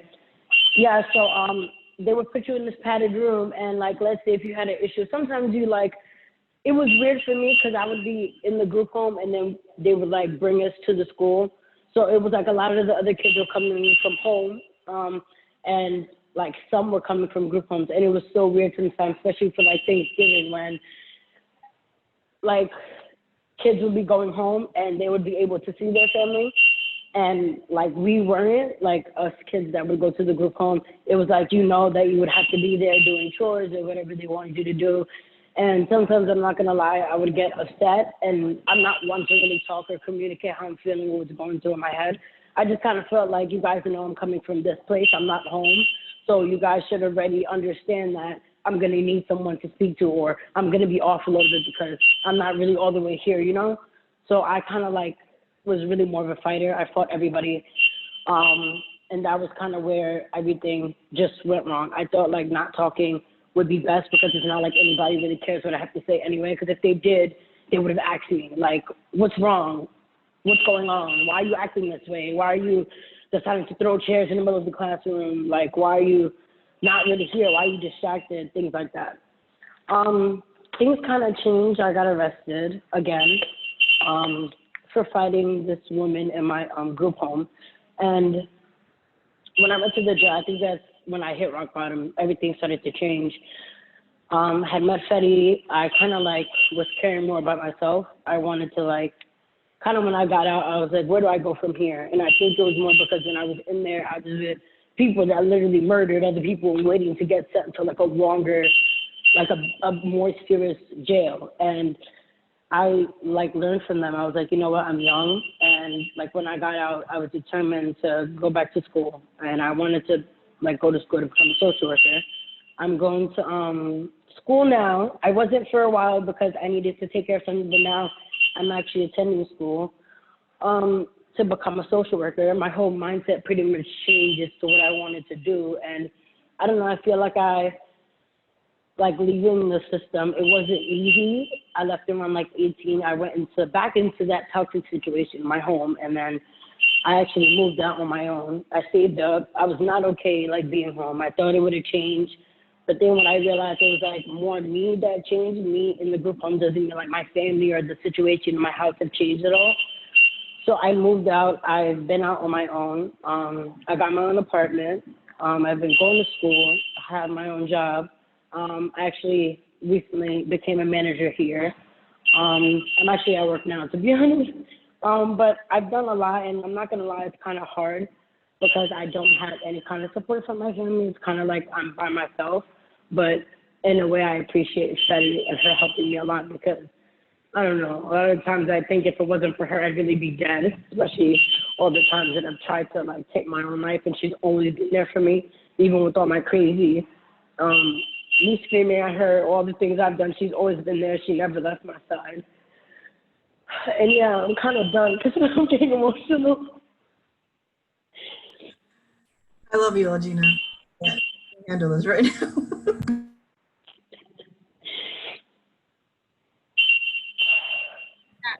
I feel really privileged to have heard your story and that you were willing to share it with us. I hope you know how powerful it is, and your journey through life with one failed relationship after another. The fact that you found strength to make that connection with Betty it's true bravery, and I really feel so blessed, privileged that you could share that. And we wish you so much luck, because I can't imagine the superpower you will bring into this space if you are a social worker, and your ability to meet people, and bring them forward, because we need you. We need your voice. We need your powers, and we need strength. So thank you. I'm sure everyone. Thank you. Panelists, Thank you. I don't know if you can see us, because I know you're on the phone and not on camera. But we are wiping tears and snapping, and we really we feel really fortunate that you could share this space with us. Thank you. Thank you. Is there anything else you want to share? No, that's it. Thank you so much for letting me be able to speak and actually listening to what I have to say. I appreciate it. Thank you, Gina. Thank you. Thank you, Gina. Yeah. So I have the job of shifting us right now, which is not such an easy task. But we would be remiss if we don't take an opportunity to talk about some of the positive things that can be done and implemented in lieu of punitive and exclusionary discipline. And you've heard it referenced a few times today, but I'm going to hand this over to Doro and Cassandra, who will tell us a bit more about restorative justice. And all of you in attendance will then get to watch a community building RJ Circle. So stay tuned, and Udoro and Cassandra, it's off to you. Thank you. Awesome. Thank you, Christine. Just to keep this really short and simple, which I hope a little bit of what I said earlier is pretty much the same thing. We do focus on building relationships, and how do we do that? We want to make sure it is about community.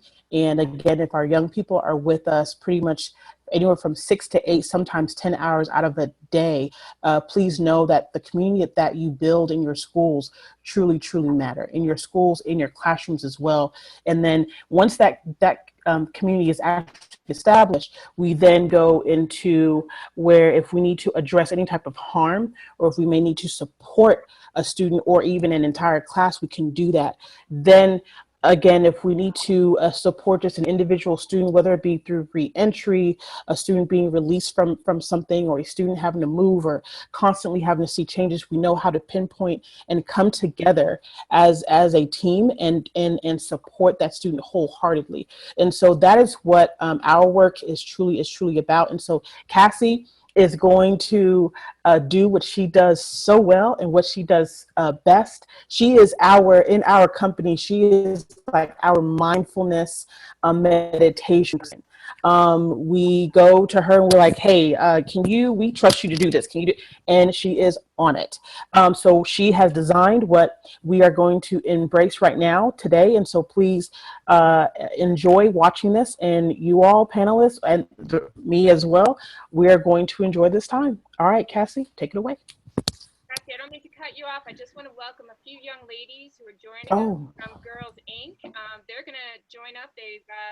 Anissa was nice enough to invite them, and I know that they recently enjoyed some of the Girls Inc. programming from the summer, and they are brave enough to join us in this space and share with us their perspectives as well. So Cassie, take it away. Cassandra, my apologies. Okay, thank you. So we're going to start with the community building circle, and we start with the community building circle mostly because it is our foundation. It creates that trust and that bond that you should have with your students or with any other person. It makes that safe so you can be true to who you are, and if we don't judge in that circle, who are we to judge? And it's just so that you can learn how to be vulnerable and just feel safe in that space. So I have some requests for our panelists, since we're going to be doing this. Mute your microphone just so that everybody can be heard and your camera's on. If you have any questions, you can drop them in the chat, and me or Eudoro could answer those for you. And snaps for affirmation. I don't know if you guys see me all the time. I'm snapping all the time. That's just that I agree with you. I get hyped up, and I have to snap because I get excited. So some norms that we have for circles is a talking piece. So if you haven't already, get a talking piece that's meaningful to you and you're willing to share out what it means. And when you have it, you have the right to talk. And when you don't, you have the right to listen. Be mindful of your airtime. Say just enough so that everybody gets a chance to talk. We believe in the Vegas rule. Whatever says in here stays in here. That's part of our confidentiality that we have. And stay off technology, your phone or another tab, just so that we can be mindful of the people here. But if you do, we'll give you the benefit of the doubt. And I listed the names in the chat. Pay attention to who is before you and after you. And we're going to start with a mindful moment. We use this to just get rid of that stress that we might have, just so that when we enter their circle, it's more of we released all this tension that we have and we're focused in here. So if you can get comfortable, and if you're comfortable closing your eyes, you can. If you're not, you can look at something else that you are comfortable looking at. But for right now, you can close your eyes or look at something, and you're going to breathe in and breathe out, and breathe in and breathe out. As you breathe in positivity, and let go of that negativity.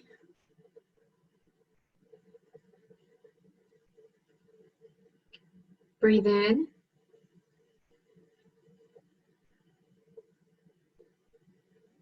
And release that tension. Breathe out.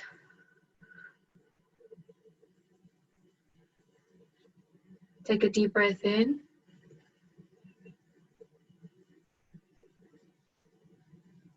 And breathe out.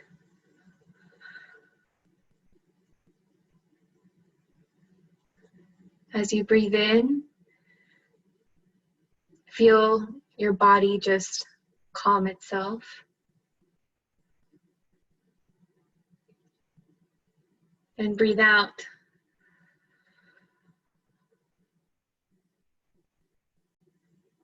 Now breathe in.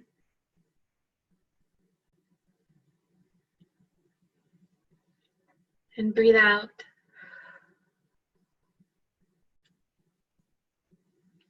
Now one last time, take a deep breath in.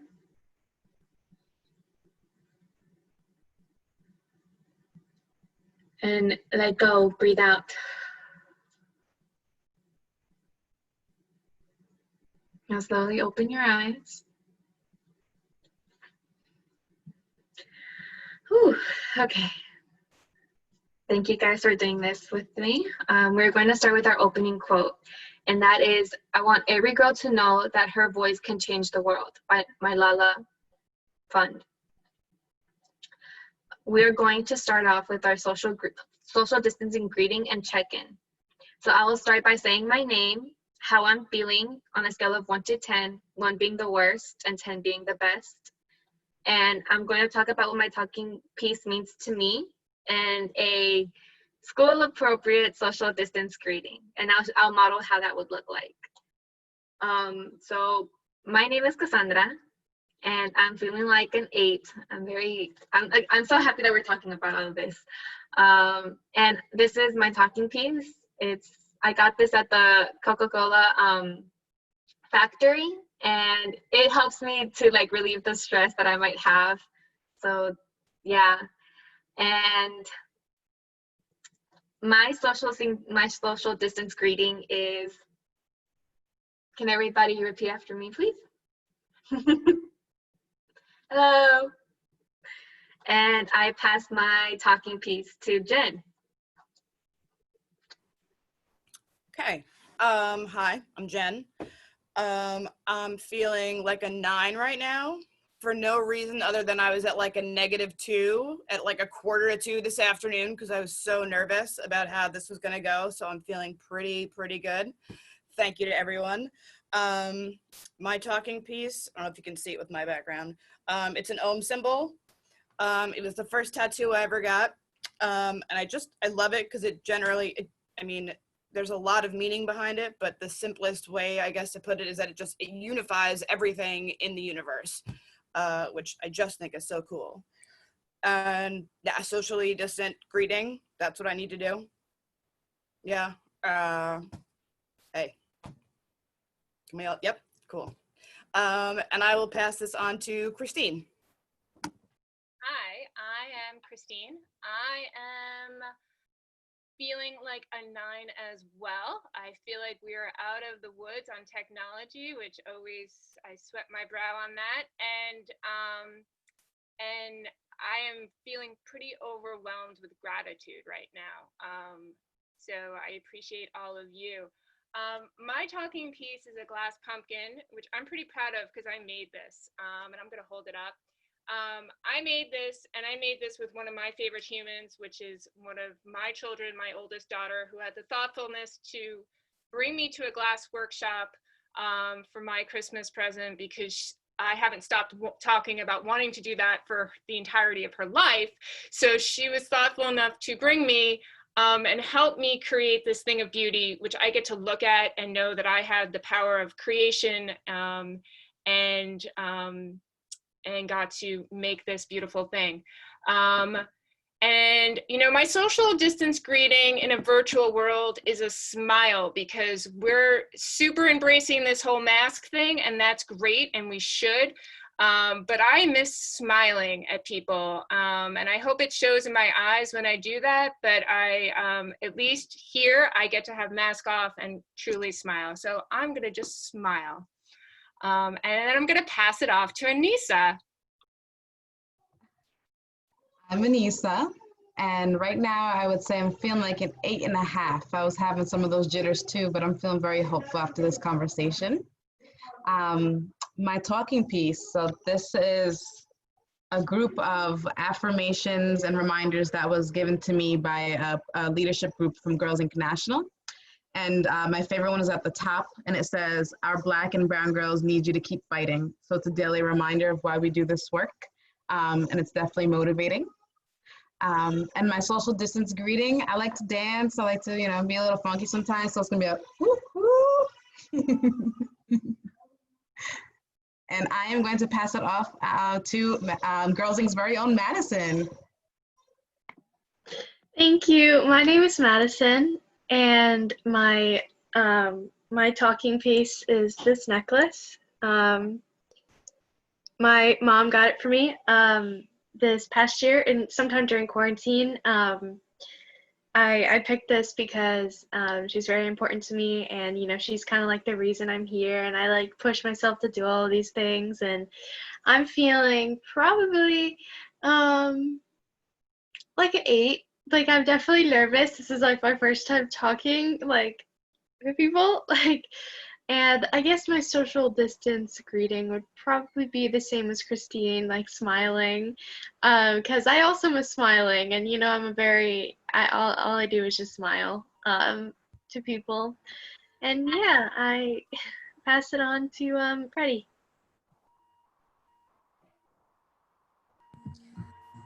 Hi everyone. So here's my talking piece. It's a little shell. And every time my son and I go anywhere, he brings back something to remember, like our trip.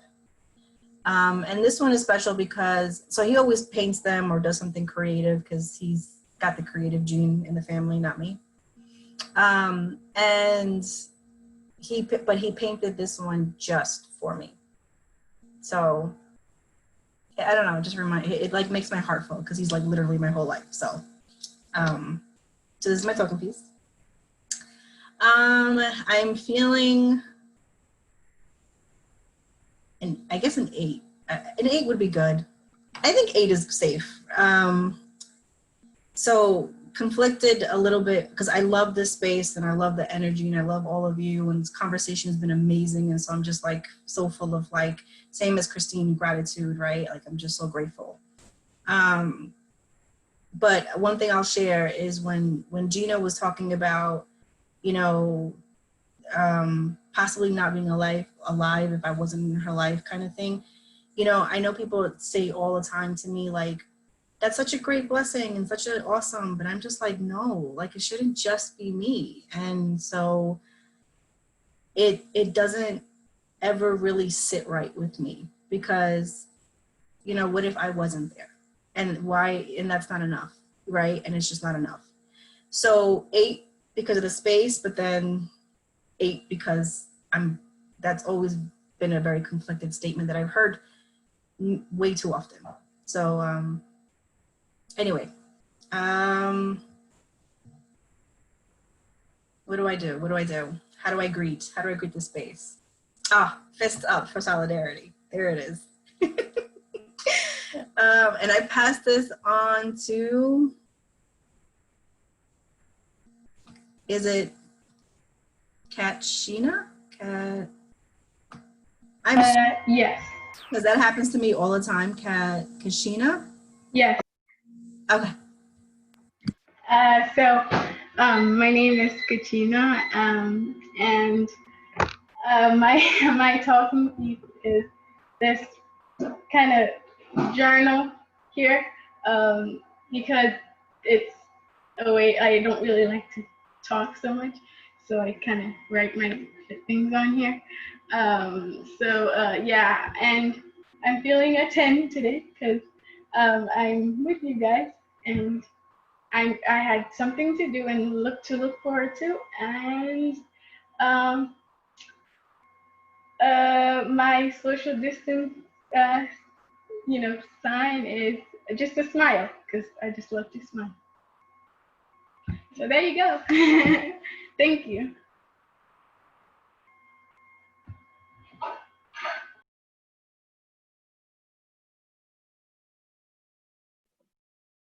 Can you stand where you pass your talking piece to, please?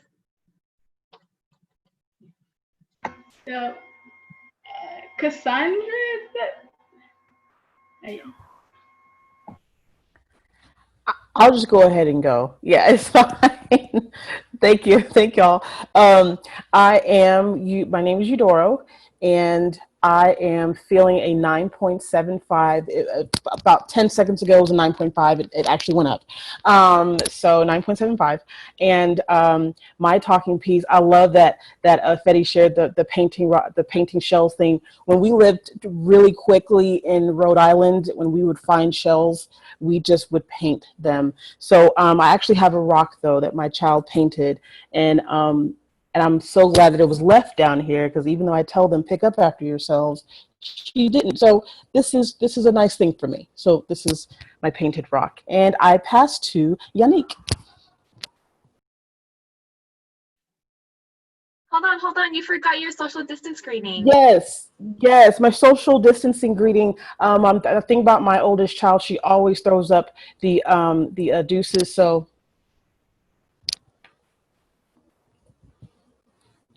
now I pass to Yannick. Hello, my name is Yannick, and I'm not going to be conservative. I'm going to feel a full 10. And it's because I just enjoyed the conversation. The panelists, I feel a bond with you from the conversation we had the other day and today. So I'm not going to be conservative. I feel a full 10. And my talking piece today is a magnet I bought a little while ago. It says, let me show you. It says, embrace the journey, trust your heart, and follow your truth. And I think whenever I have a goal, to not just think of the goal, enjoy the journey, because that's all part of it, and to trust my heart, make decisions not just with my mind. My heart is more powerful than I know, and follow my truth and live candidly and authentically. And also has a feather on the head that says fearless, and I like that. And I feel a very empowering magnet for women, so it attracted me. So that's my talking piece. And my social distance greeting would normally be smiling. I'm a touchy-feely person, so I'm just going to give a hug.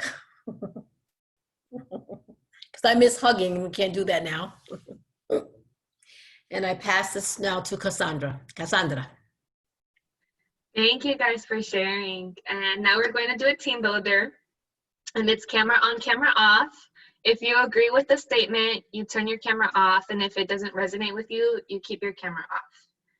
Does everybody understand the rules? Thumbs up. Thumbs down? No? Okay. So if I tell you, do you like dogs? You turn your camera on. And if you don't, you turn your camera off. That makes, yeah, okay. So I'm gonna read a series of statements, and can everybody start with the cameras off, please?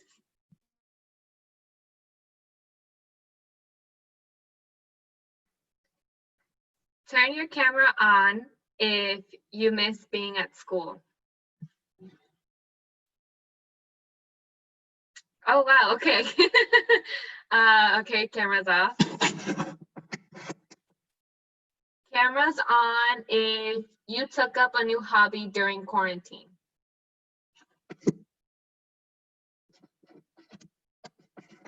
Okay, Anita, what was your hobby?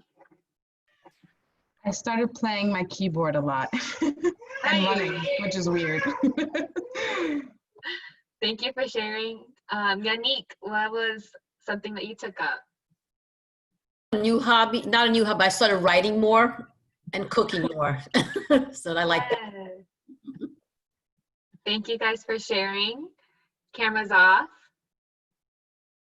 Cameras on if you reconnected with an old friend or relative during the pandemic.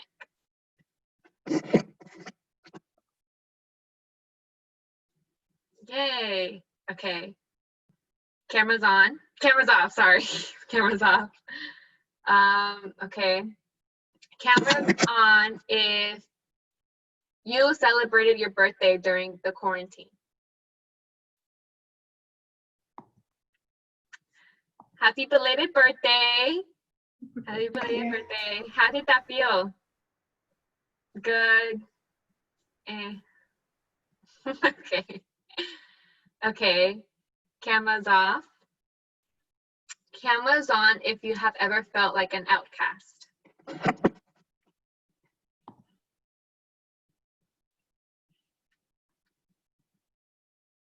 Okay, thank you. Cameras off. Cameras on if you enjoy learning virtually.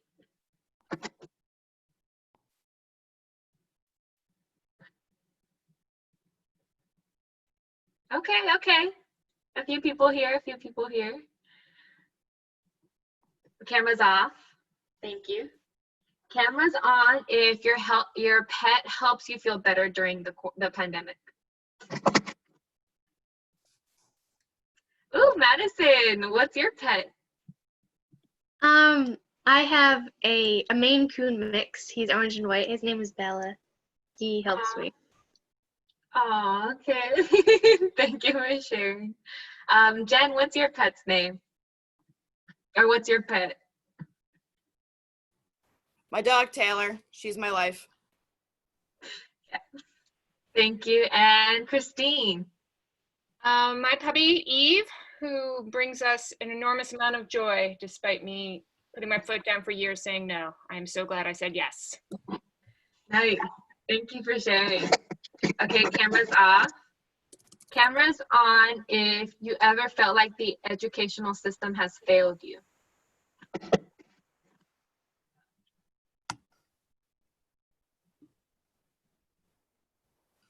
Okay, thank you guys for sharing. Cameras on. Off. Cameras off. Okay, cameras on if another woman has empowered you to do or be better. Yes. Woman power. Okay, cameras off. Cameras on if you baked or cooked new foods during quarantine. Ooh, Faride, what did you cook or bake? So I'm half Arab, and that's where my first name comes from. I've always wanted to like really learn how to like start making all this stuff. So I started making like kibbeh and grape leaves and all this other stuff that I've gained a lot of weight, to say the least. Delicious. So I'm like, That sounds good. Jen, what have you baked or cooked? I mean, I can't think of it like off the top of my head, like what is new, but I cook almost every night, so I had to have made something new. I mean, I make a lot of steak, so maybe I'd try like a different variation. Nice. Thank you. Okay, camera's off. I should put down the recipes down there. Just saying. Okay, camera's on if someone you love suffered directly from COVID-19. Wait, what was that? If someone you love suffered directly from COVID-19. Okay, thank you. Camera's off. Camera's on if you ever felt powerless because of your skin color.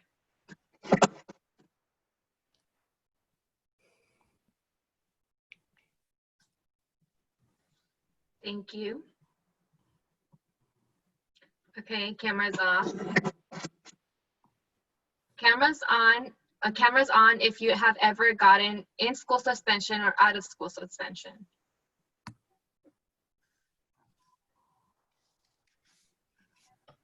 Okay, thank you. Camera's off. Camera's on if you attended a protest this summer.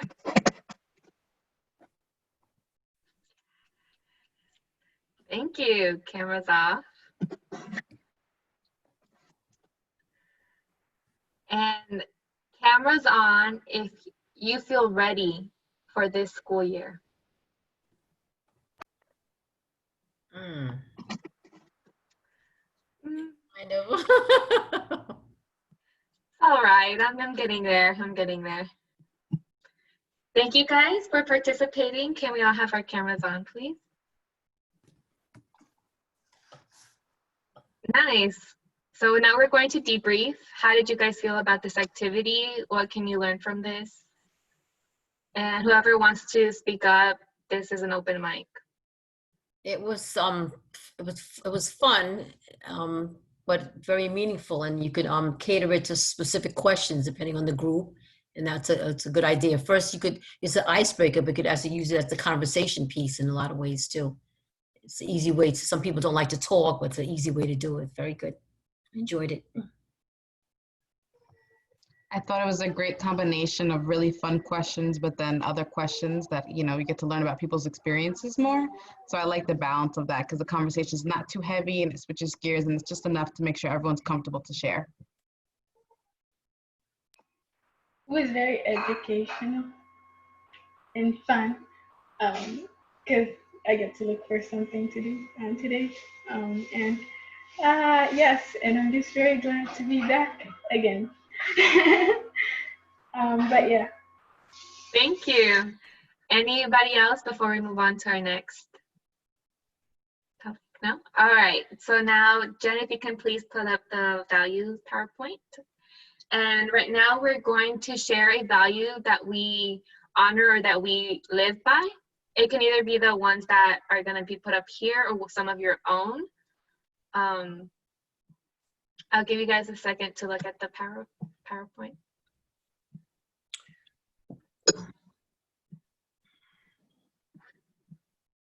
And when you guys are ready with your value and why you want to focus on it today, just give me a thumbs up.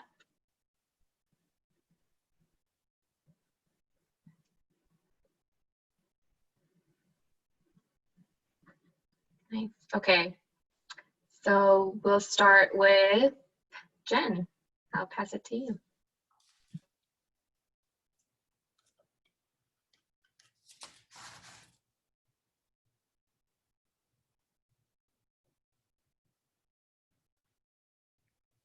Oh.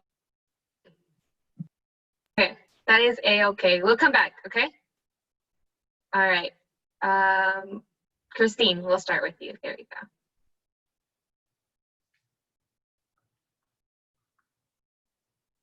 I'm gonna remember to unmute.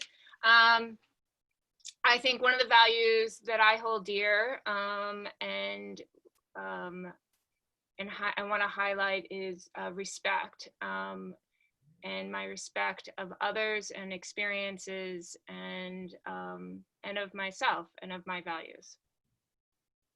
And I think I pass to Anissa. So one of the values that I want to focus on is compassion. I think it incorporates a lot of these different things in here, and that's why I chose. It's kind of like a cheat sheet, but it encompasses love and helping others and respect and kindness. And I think if the world had more compassion, it would be a very, a much better place, a more beautiful place.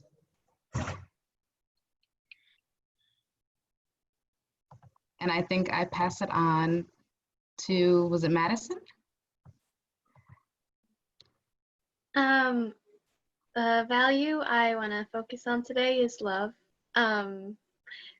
Different forms of it. I want to share love with everyone, and I also like self-love because personally, I think everyone should learn to love themselves, whether they're young or whether they're old. And I think, the sooner they learn it, the more it's easier for them to spread love to others.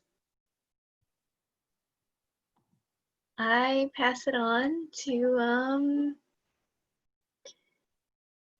Yannick. Is that how you say it?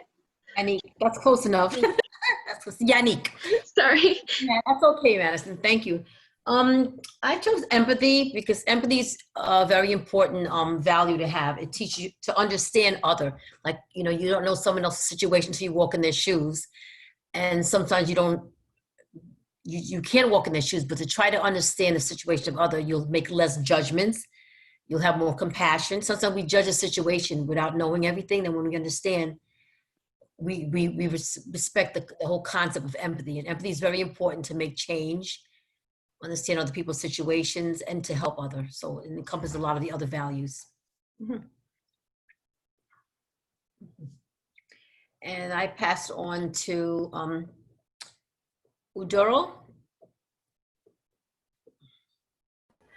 Yes, thank you. The value I wanted to focus on is kindness. And again, it just, you all are already stating it. If we can show that basically how I would love to be treated, I want to make sure that's my focus on how I treat others. So kindness. And I pass my talking piece to Betty.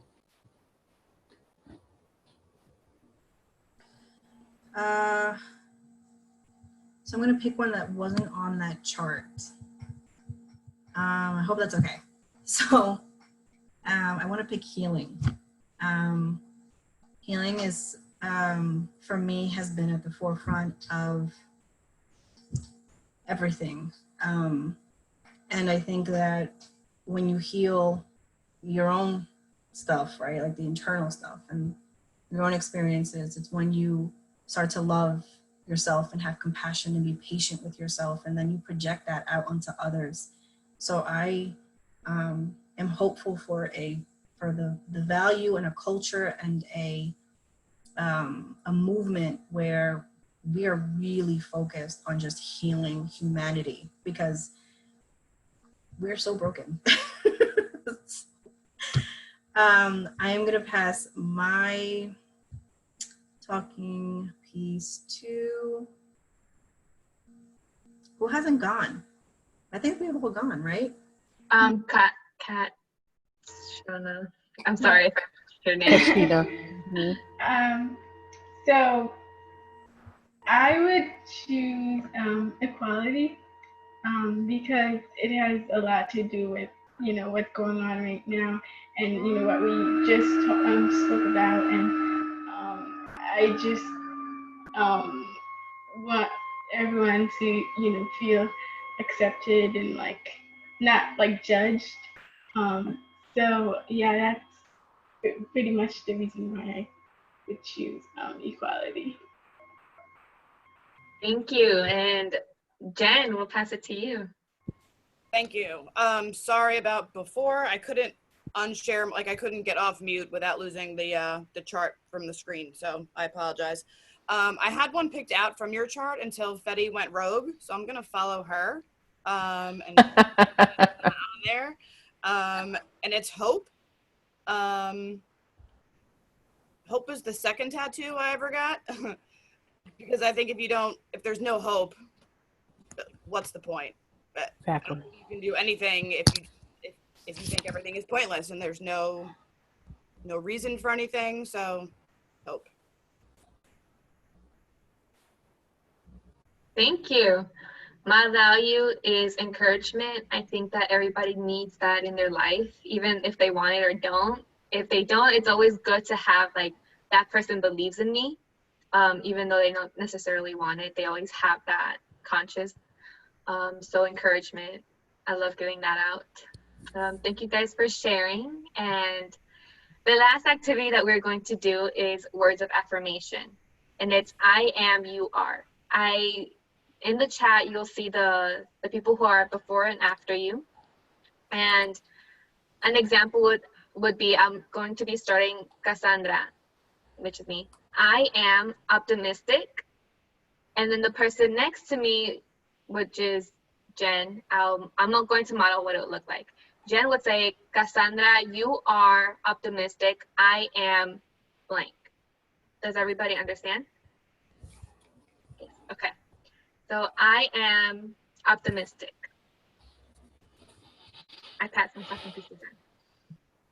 So I should be saying, Cassandra, you're optimistic, and I am something.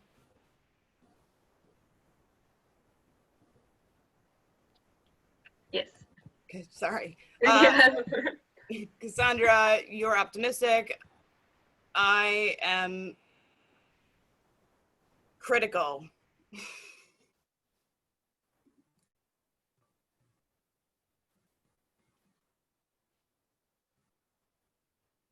Christine, you're next. Okay. Jen, you are critical. And I am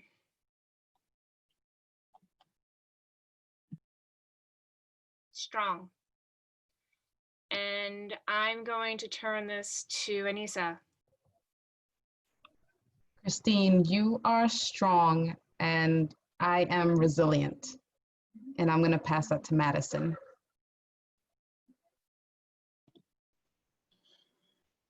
Anissa, you are, oh my God, I already forgot it. I already forgot, I have a terrible memory. Resilient. Resilient, okay. Anissa, you are resilient, and I am compassionate. I'm passing it to Freddie.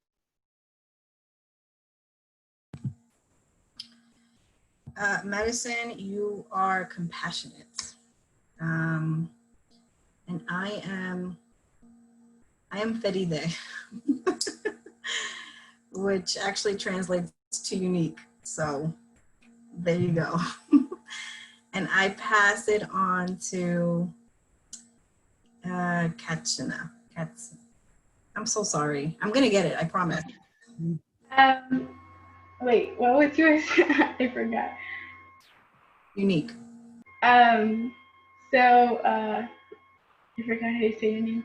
So please say it again. Just Betty. Oh, Fetty. Oh, so Fetty, you are unique, and I am hardworking.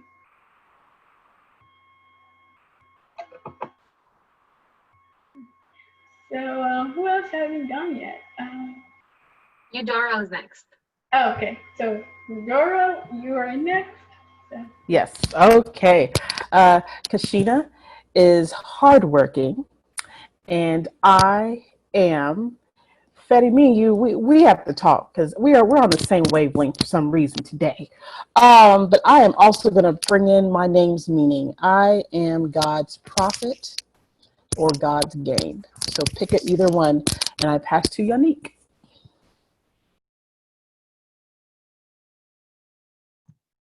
Eudora, you are God's prophet, and I am determined. Thank you. Yannick, you are determined. Nice. Thank you, guys. So our closing quote for today will be, as women, we must stand up for ourselves, for each other, for justice, for all, by Michelle Obama. Yes, thank you guys for participating. Great. It was a great experience. Thank you, Cassandra. Good job, Cassandra. Excellent job. Thank you, Cassandra. That was amazing. Thank you. Sandra, thank you so much. I know that we are well over time, and I thank all of those who were able to stick with us. I thoroughly enjoyed our afternoon. Really enjoyed our circle. I hope that the takeaway is that not only can it be powerful, it can be enjoyable, it could be community building, it can be virtual, and it is well worth doing and exploring. So we really hope that